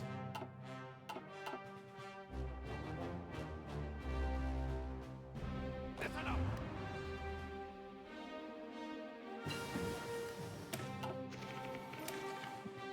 Medium aircraft.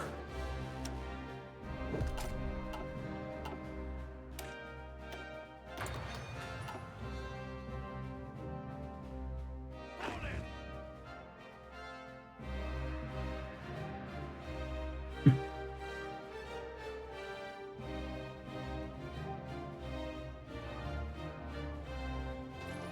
Yes, sir.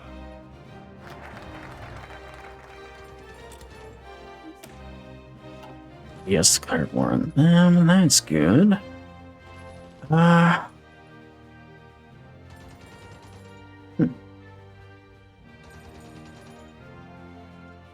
New conscription.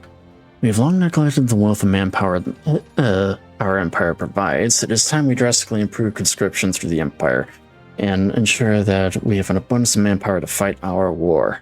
All must do their duty to the crown.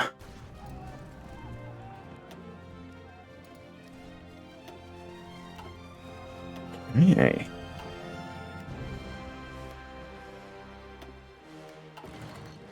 We're certainly helping out there.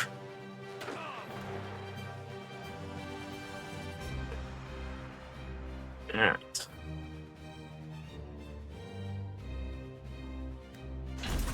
I should probably start getting our air power ready to go here. Those are tactical bombers.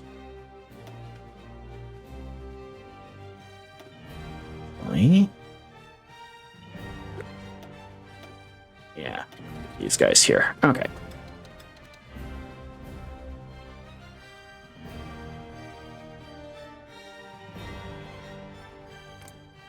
Yeah, it should help. Keep on moving.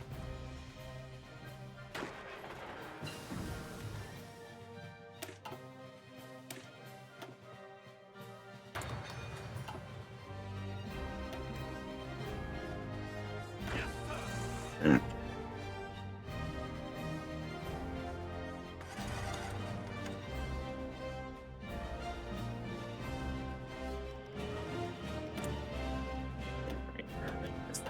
It will be effective in the long term.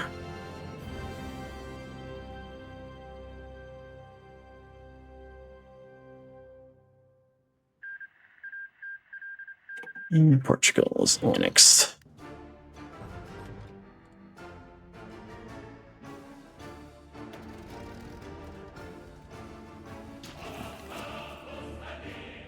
Damn it. Okay.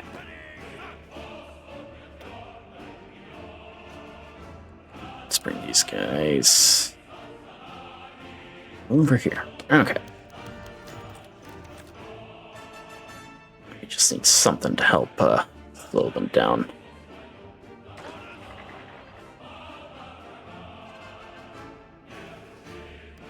Okay, how are we doing over in the world here?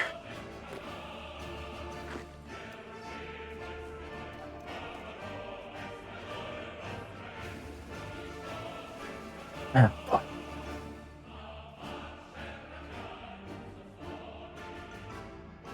Ready to move.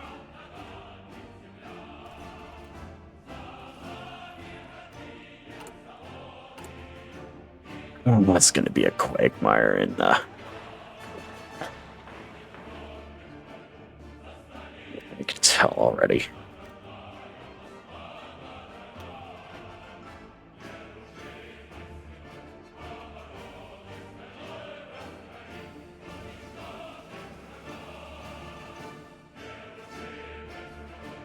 Okay.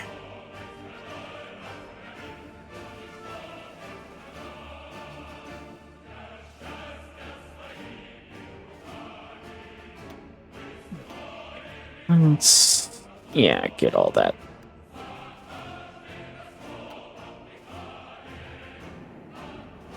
I just need to put them on.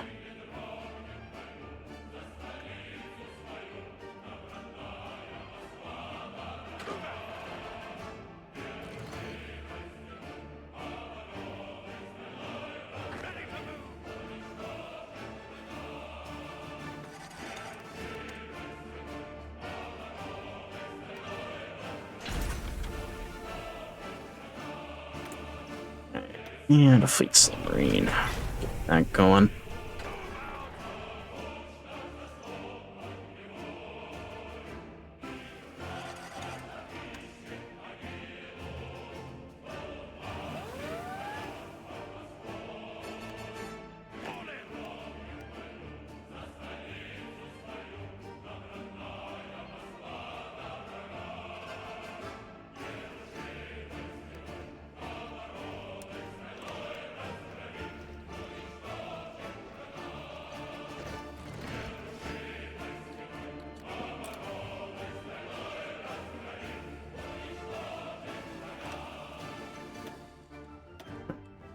Yeah, let's have these guys go back then. And... nah, that's a jungle rat. Okay.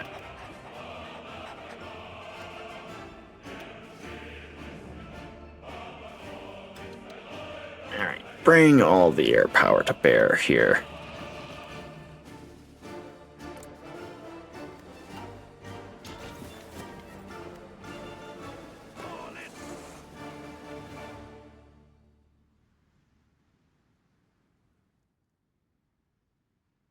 Taking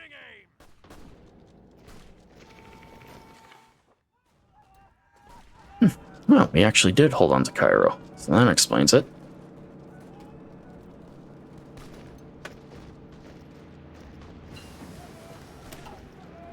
Alright, and we'll get rid of those then too. Ready.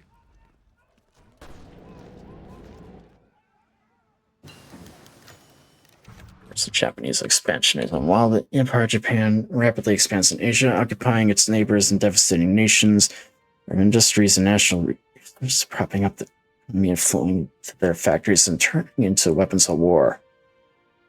Typical of this, what should we do? Asia country won't pose a threat to us. It's fine. We'll keep supplying their war or materials. Yeah, we'll look the other way. Because right now, we are in a bit of a bind. Especially given the fact that we're actually at war with the US at the moment, too.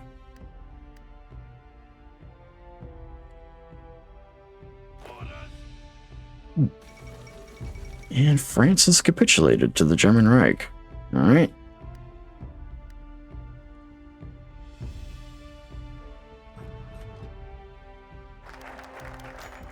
Iraq revokes. Oh. Okay. We shall intervene to restore. Put our friends back in power.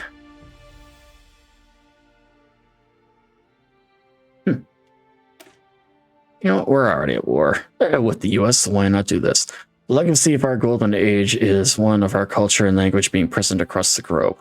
Rather than suffer the indignity and thankfulness these areas remaining independent, we must once again unify them under our banner.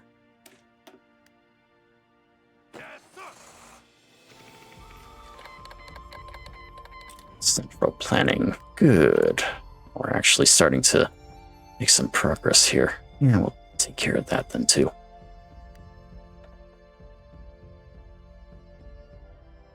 Alright.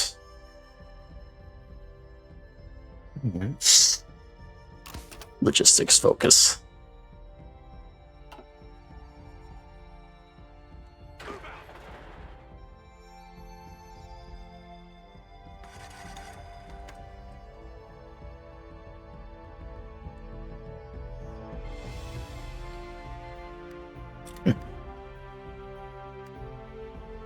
Right, and how are we doing over here?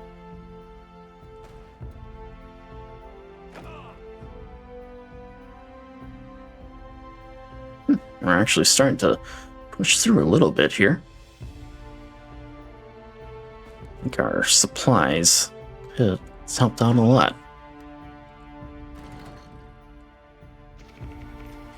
Yeah, once these guys are fully done here, not only are we just gonna puppet Ethiopia just so that we can actually get them done, then I think we're gonna send all of them back to the north so that we can, or not back to the north, but over to North America. I mean, just so that we can take advantage of the fact that the Americans are kind of in a weakened state at the moment.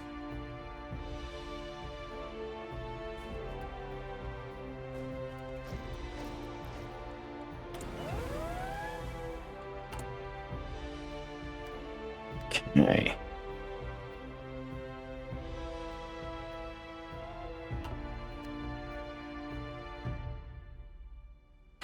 Because, yeah, I was not anticipating the fact that, Kingdom of Romania has declared war on the Hellenic Republic. Okay. So Romania says, the Axis has joined in that fight then. So, okay.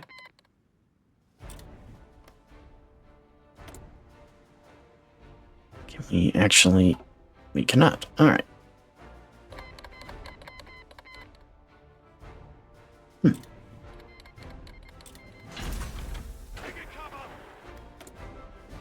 Alright. Yeah, pure graphite is a better conductor.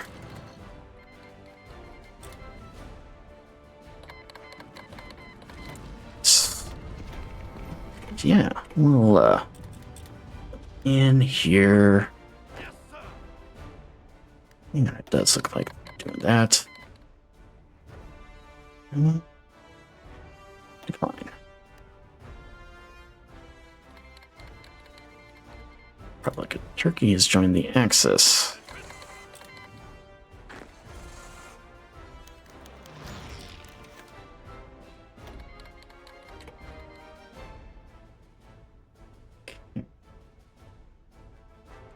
You know what, actually...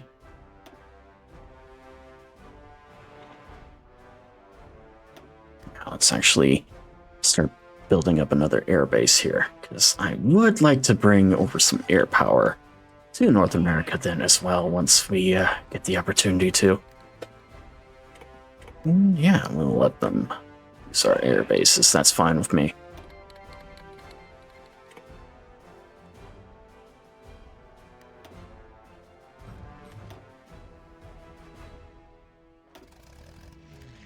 Alright. Get some extra air power over there. Let them have it.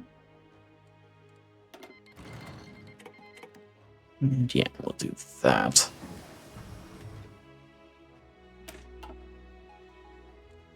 Okay. Yeah. Get some tanks going here. And honestly, once we take over the US, we should be in a good position to go then.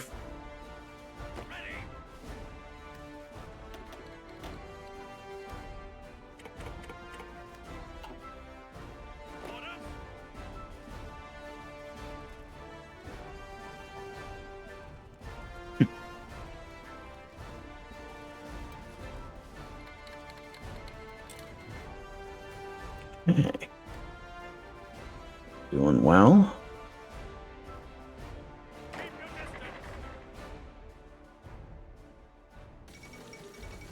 Not.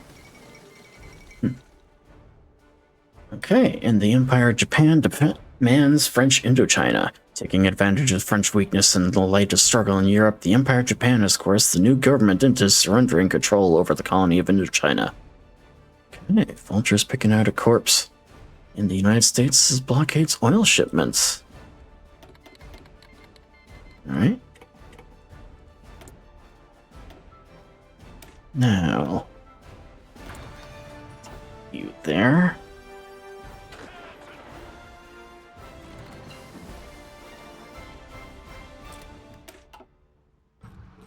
Right, and yeah, next toward heroism here, just so that we can keep that going.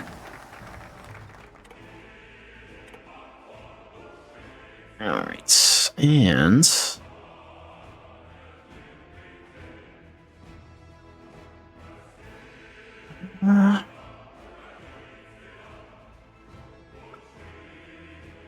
yeah, let's actually expand the Secret Intelligence Service.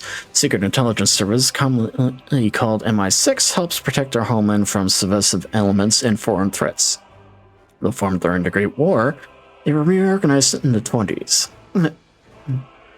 Back then, however, we missed some important details in order to increase the size of the organization once again. Alright. We'll get some experimental rockets going here. And computing machines.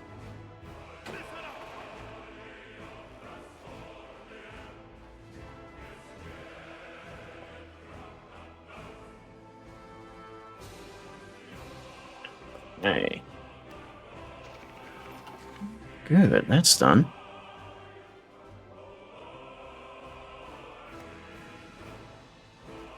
Where's the whole fleet here?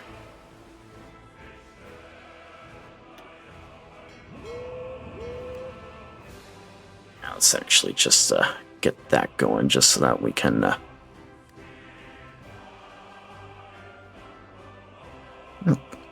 all right, how does this work again?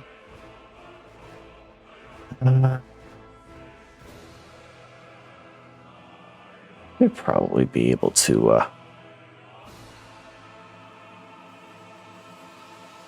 where is Newfoundland?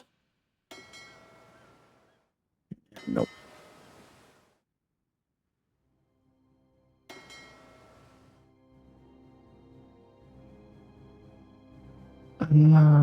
Oh, right, skip a fool.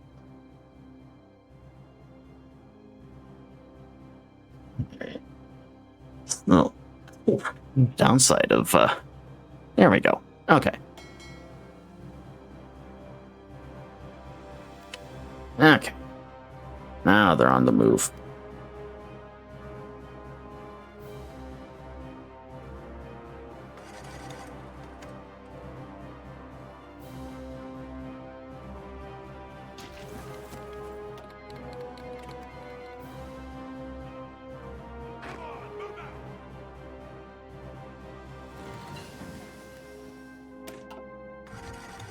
Hey.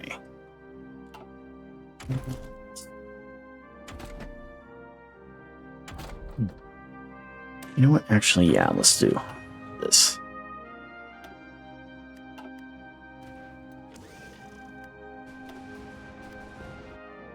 Alright. And now the Royal Navy is engaging the US Navy.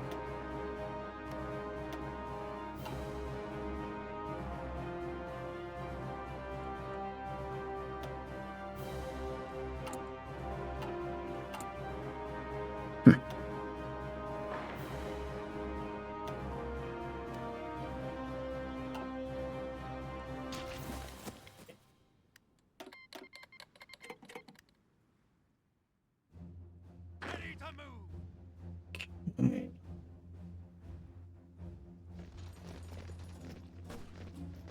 Move out.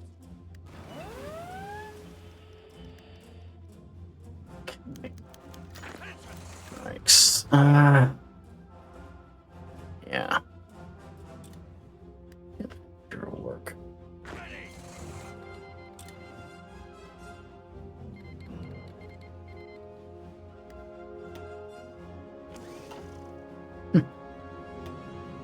Well, they're certainly taking out a lot of American convoys there.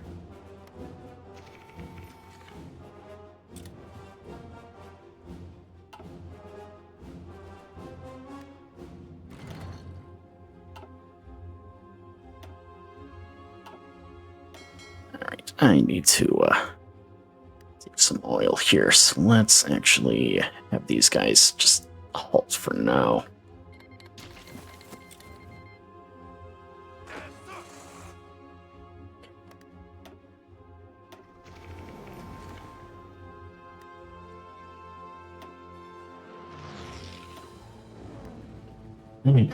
And we'll get some units here.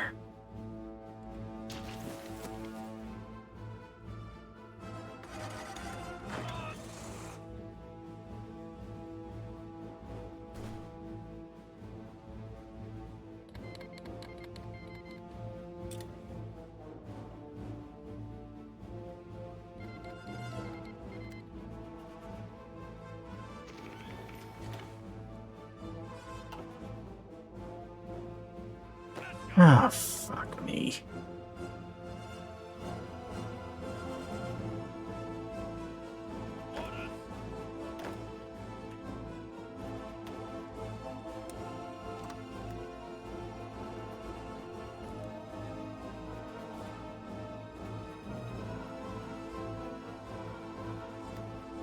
Come on, move out.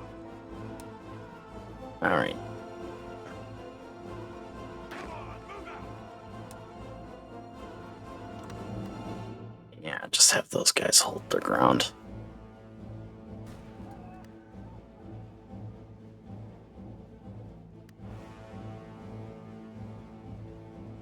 Take it, cover.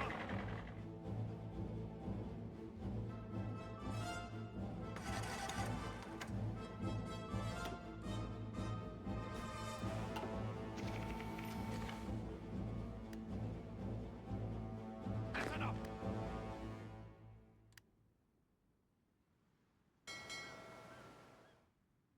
Move out.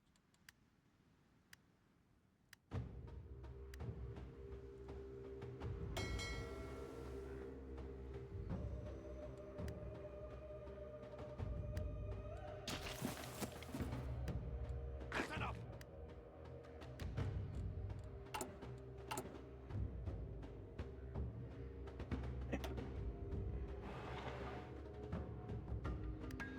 Yeah, I think I'm just gonna pull back from North America, unfortunately. Unless I'm able to buy this landing here first. Yes, sir. Move out.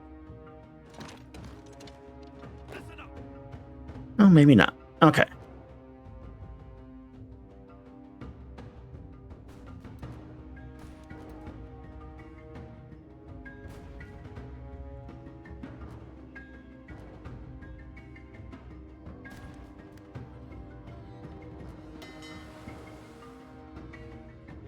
But on the plus side, we do appear to have only started to get things settled again. Okay. I think we will actually be okay here. Yes, sir.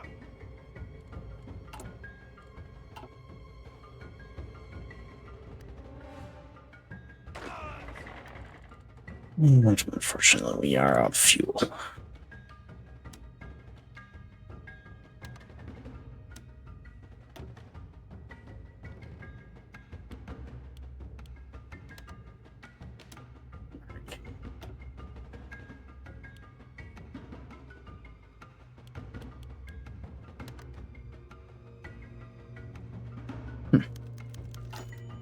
Here's the production fronts. Okay. Good, that helps a little bit.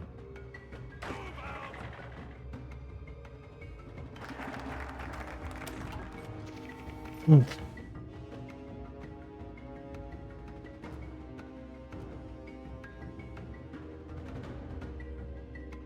Alright, and yeah, Special Air Service. An officer by the name of David Sterling has come up with an idea of a small commando unit that might be capable of harassing the enemy behind their lines, causing tremendous damage. Naming the Air Service has been added benefit of causing the enemy to believe they have defended against paratroopers too. His idea. Commands.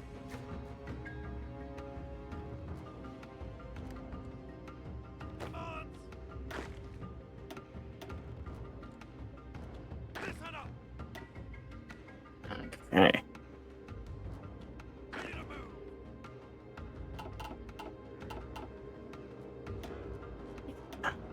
That going. Let's send a couple more units to the American frontier. See them back, sir. Let's go. What's the other unit here? These guys, I think will Commands. stay right there for now. And who's justifying now? Imperial Japan, of course they are. Ready. Attention. Okay, how close are we to getting these guys to capitulate?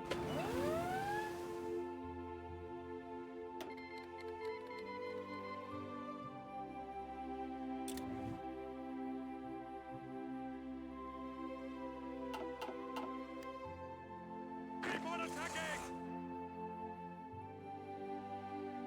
Pushing them back, sir.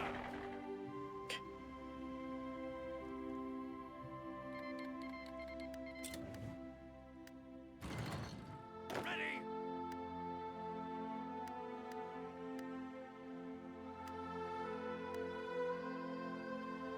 Ready. Let's... Move out. Oh, fuck. Not that. Okay.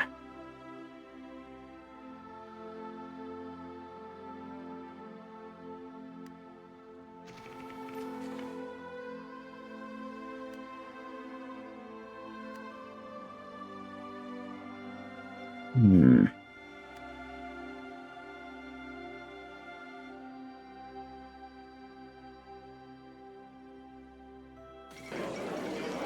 Ah, good. Okay. Actually,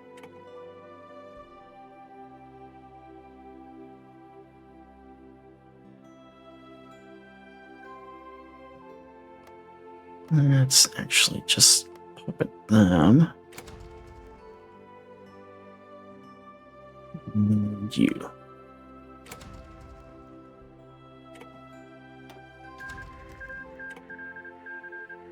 Okay.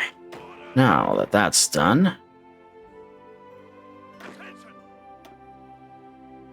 Listen up. alright. And that out of the way. Let's actually get everyone back over here. I want us to finish this off, and we will have just kind of hold the coast. Anarchism is successful. Despite some time having elapsed since the conclusion of the Spanish Civil War, expected implosion of the anarchist communes in Iberia has not come to pass. On the contrary, the communes have probably succeeded in stabilizing the rebuilt region and continue to attract like-minded immigrants from nations across the world. In light of continued international hostility, the communes, however, elected to stay organized under their defense council and continue on a course of extensive armaments programs. Okay. All in. Yes, sir. Okay.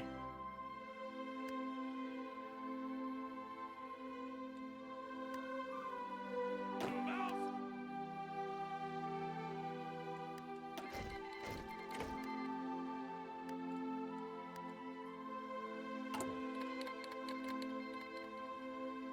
The Empire of Japan has declared war on the Philippines. Okay. So now we actually have Japan on our side here.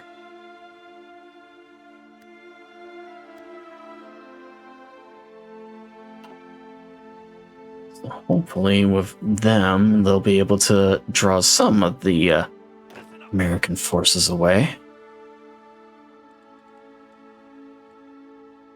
Actually, just because of that.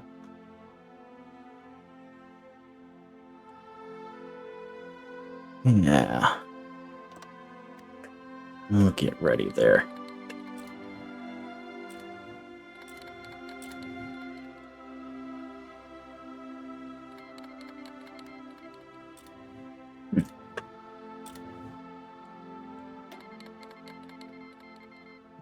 Okay.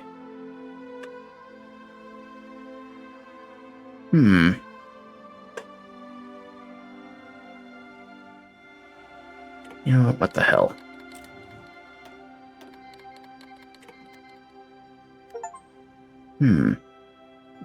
Oh shit. Reach 100% faction manifest fulfillment. I wasn't even trying to go for that achievement, but I'll take it.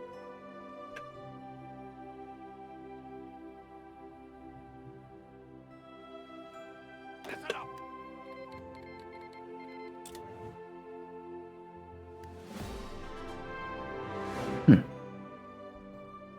Alright.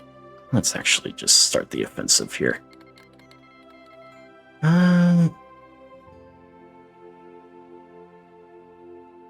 Enemies.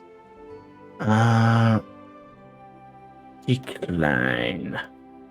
Just because I kind of have another country on my ass at the moment. That, of course, being the US of A.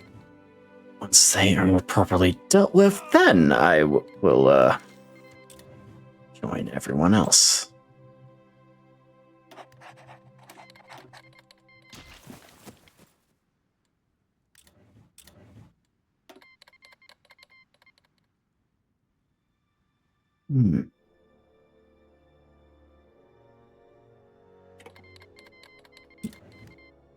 And I will. Yes, sir.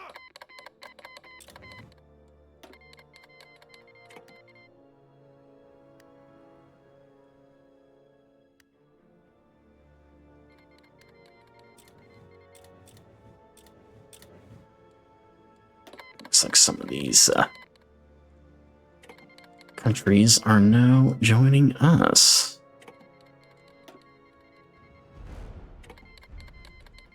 Okay. I want to join in on that. And acceptable.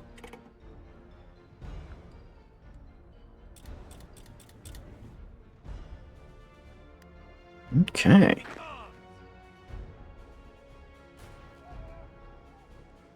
Yes, sir. That's fine.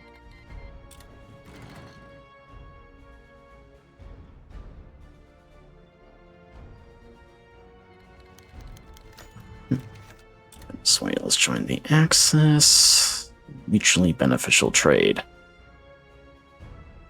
Listen up.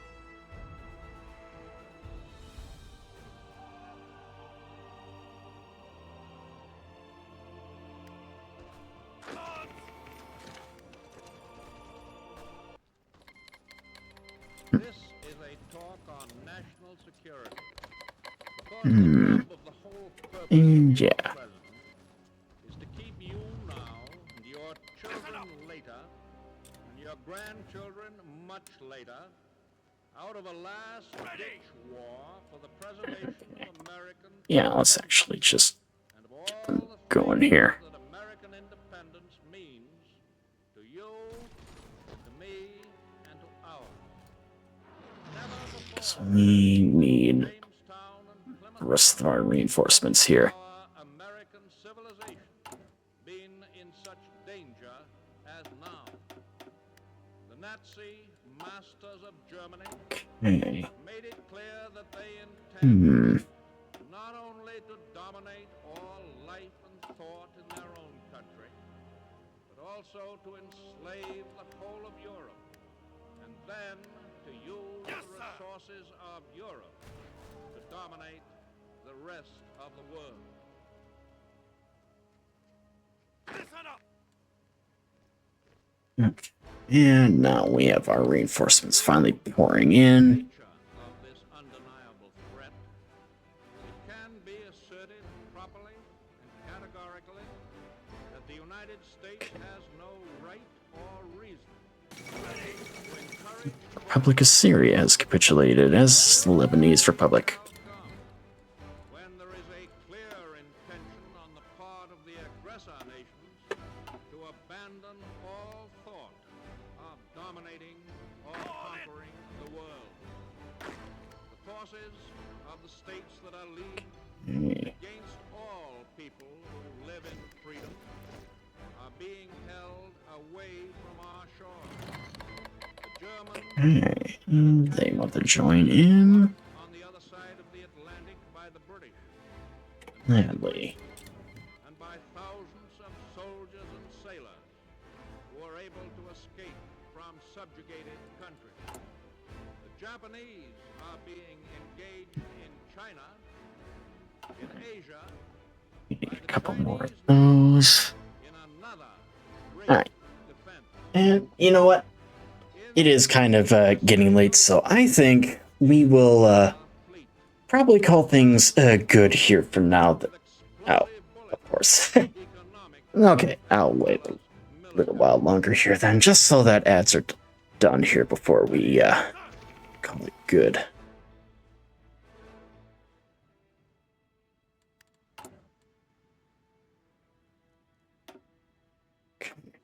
Frankly and definitely, there is danger ahead. Danger against which we must prepare. But we well know that we cannot escape danger or the fear of it by crawling into bed and pulling the covers over our heads. Germany has said that she was occupying Belgium to save the Belgians from the British. Would she hesitate then to say to any South American country, we are occupying you? Not at the moment here. By the United States. Belgium is being used as an invasion base against Britain. Now, And yeah, we can let them use our an air bases here. American country in Nazi hands would always constitute a jumping off place for German attack. Hey, Any one of the other republics of this hemisphere. We think of it hold there. as an outpost of defense in the Make Pacific. them some guerrilla fighters.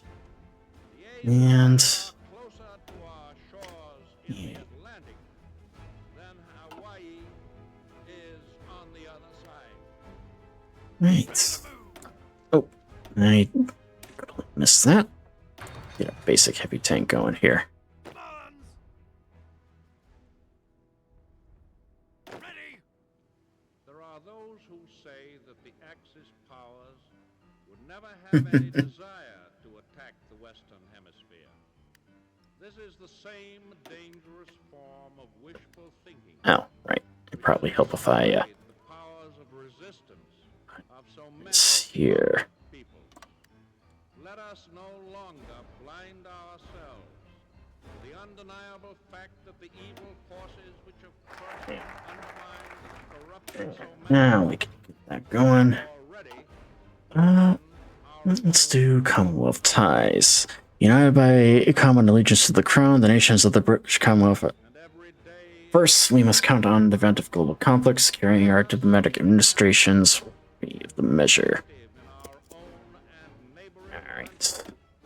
they seek to Okay, stir up reintegration campaign of the Baltics. Alright. cause internal strife. They try to turn capital against labor and vice versa. They try to reawaken long slumbering racial and religious enmity, All in! which should have no place in this country.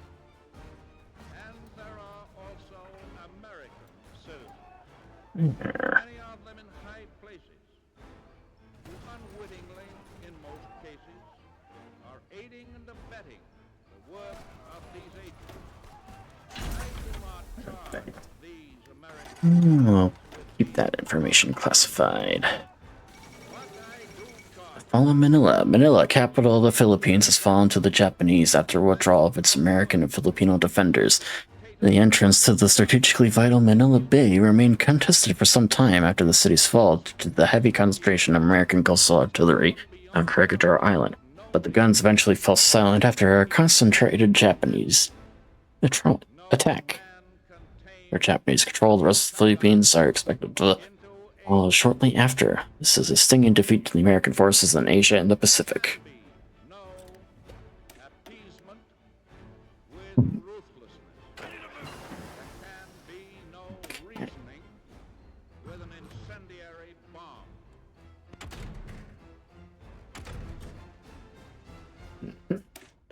Okay. And let's... Oh, damn it, Loki. Damn it when you do that. You're too big to just jump on my shoulder, buddy. Listen up. Alright. It definitely appears that we've, slowly started to break the line. And hopefully, once we actually, get everything here, then we'll be good to go.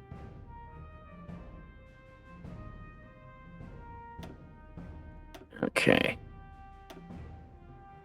Oh, wait, nope, that's not what I want. This is what I want. Keep your distances. Hold it.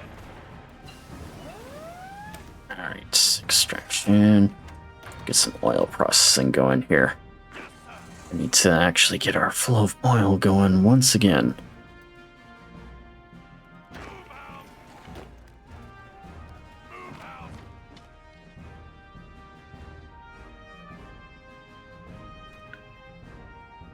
Okay.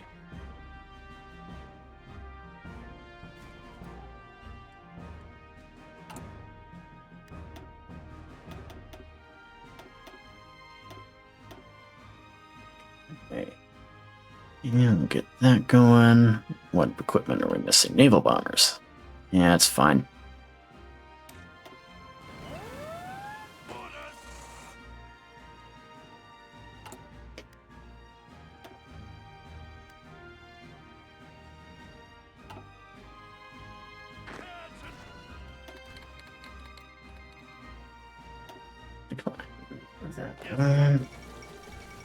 And the fall of Trotskygrad. Advancing German spearheads have sieged Trotskygrad, the industrial center at the banks of the Volga. After fighting their way through the ruined tractor factory and seizing the strategically vital Kugan Heights, the Germans have forced the last Soviet defenders across the Volga to its eastern shore. According to unconfirmed reports, holdouts from the Red Army, fighting together with partisans, have retreated into sewers and basements to continue their struggle. No significant organized resistance is believed to remain, however.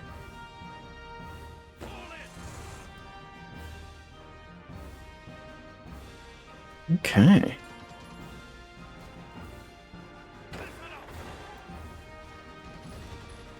Sagline should be falling to us here in a moment.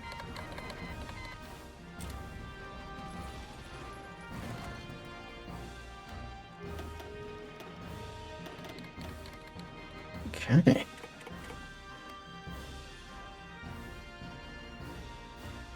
Hold up. Minion of India. Okay. Alright, are you back? Yeah, I suppose that is why. Okay, so now for real, I think we will probably call it good here for this evening, because it is just about midnight here, and we've been streaming for about 4 hours. But fear not, my friends, we will be back at this game at some point. Probably... You know what? I might actually do it next week, because it is getting pretty good here at the moment, because we have a couple of different options that we could do, and we are getting pretty darn close to actually succeeding in the first phase of our war. That, of course, being just taking out the US and reclaiming all that. Because once that is done, essentially, then we will be ready to go and attack everyone else. But I think we will go and raid out to our friend Je ne sais quoi, who is currently playing some Pelias. So we will go and bring the raid train on over to them. But if you liked what you saw here this evening, be sure to hit that follow button to stay up to date on all the content from yours truly, and even consider subscribing as well. Doing so not tremendously, but also gives you access to ad-free viewing, as well as a bunch of custom emotes as well. But so, at any rate, I want to thank you all so much for giving me the valuable currency that is your time. So until next time, my friends, this is the Blue Badger, signing off for now. And I'll see you guys next time. All right.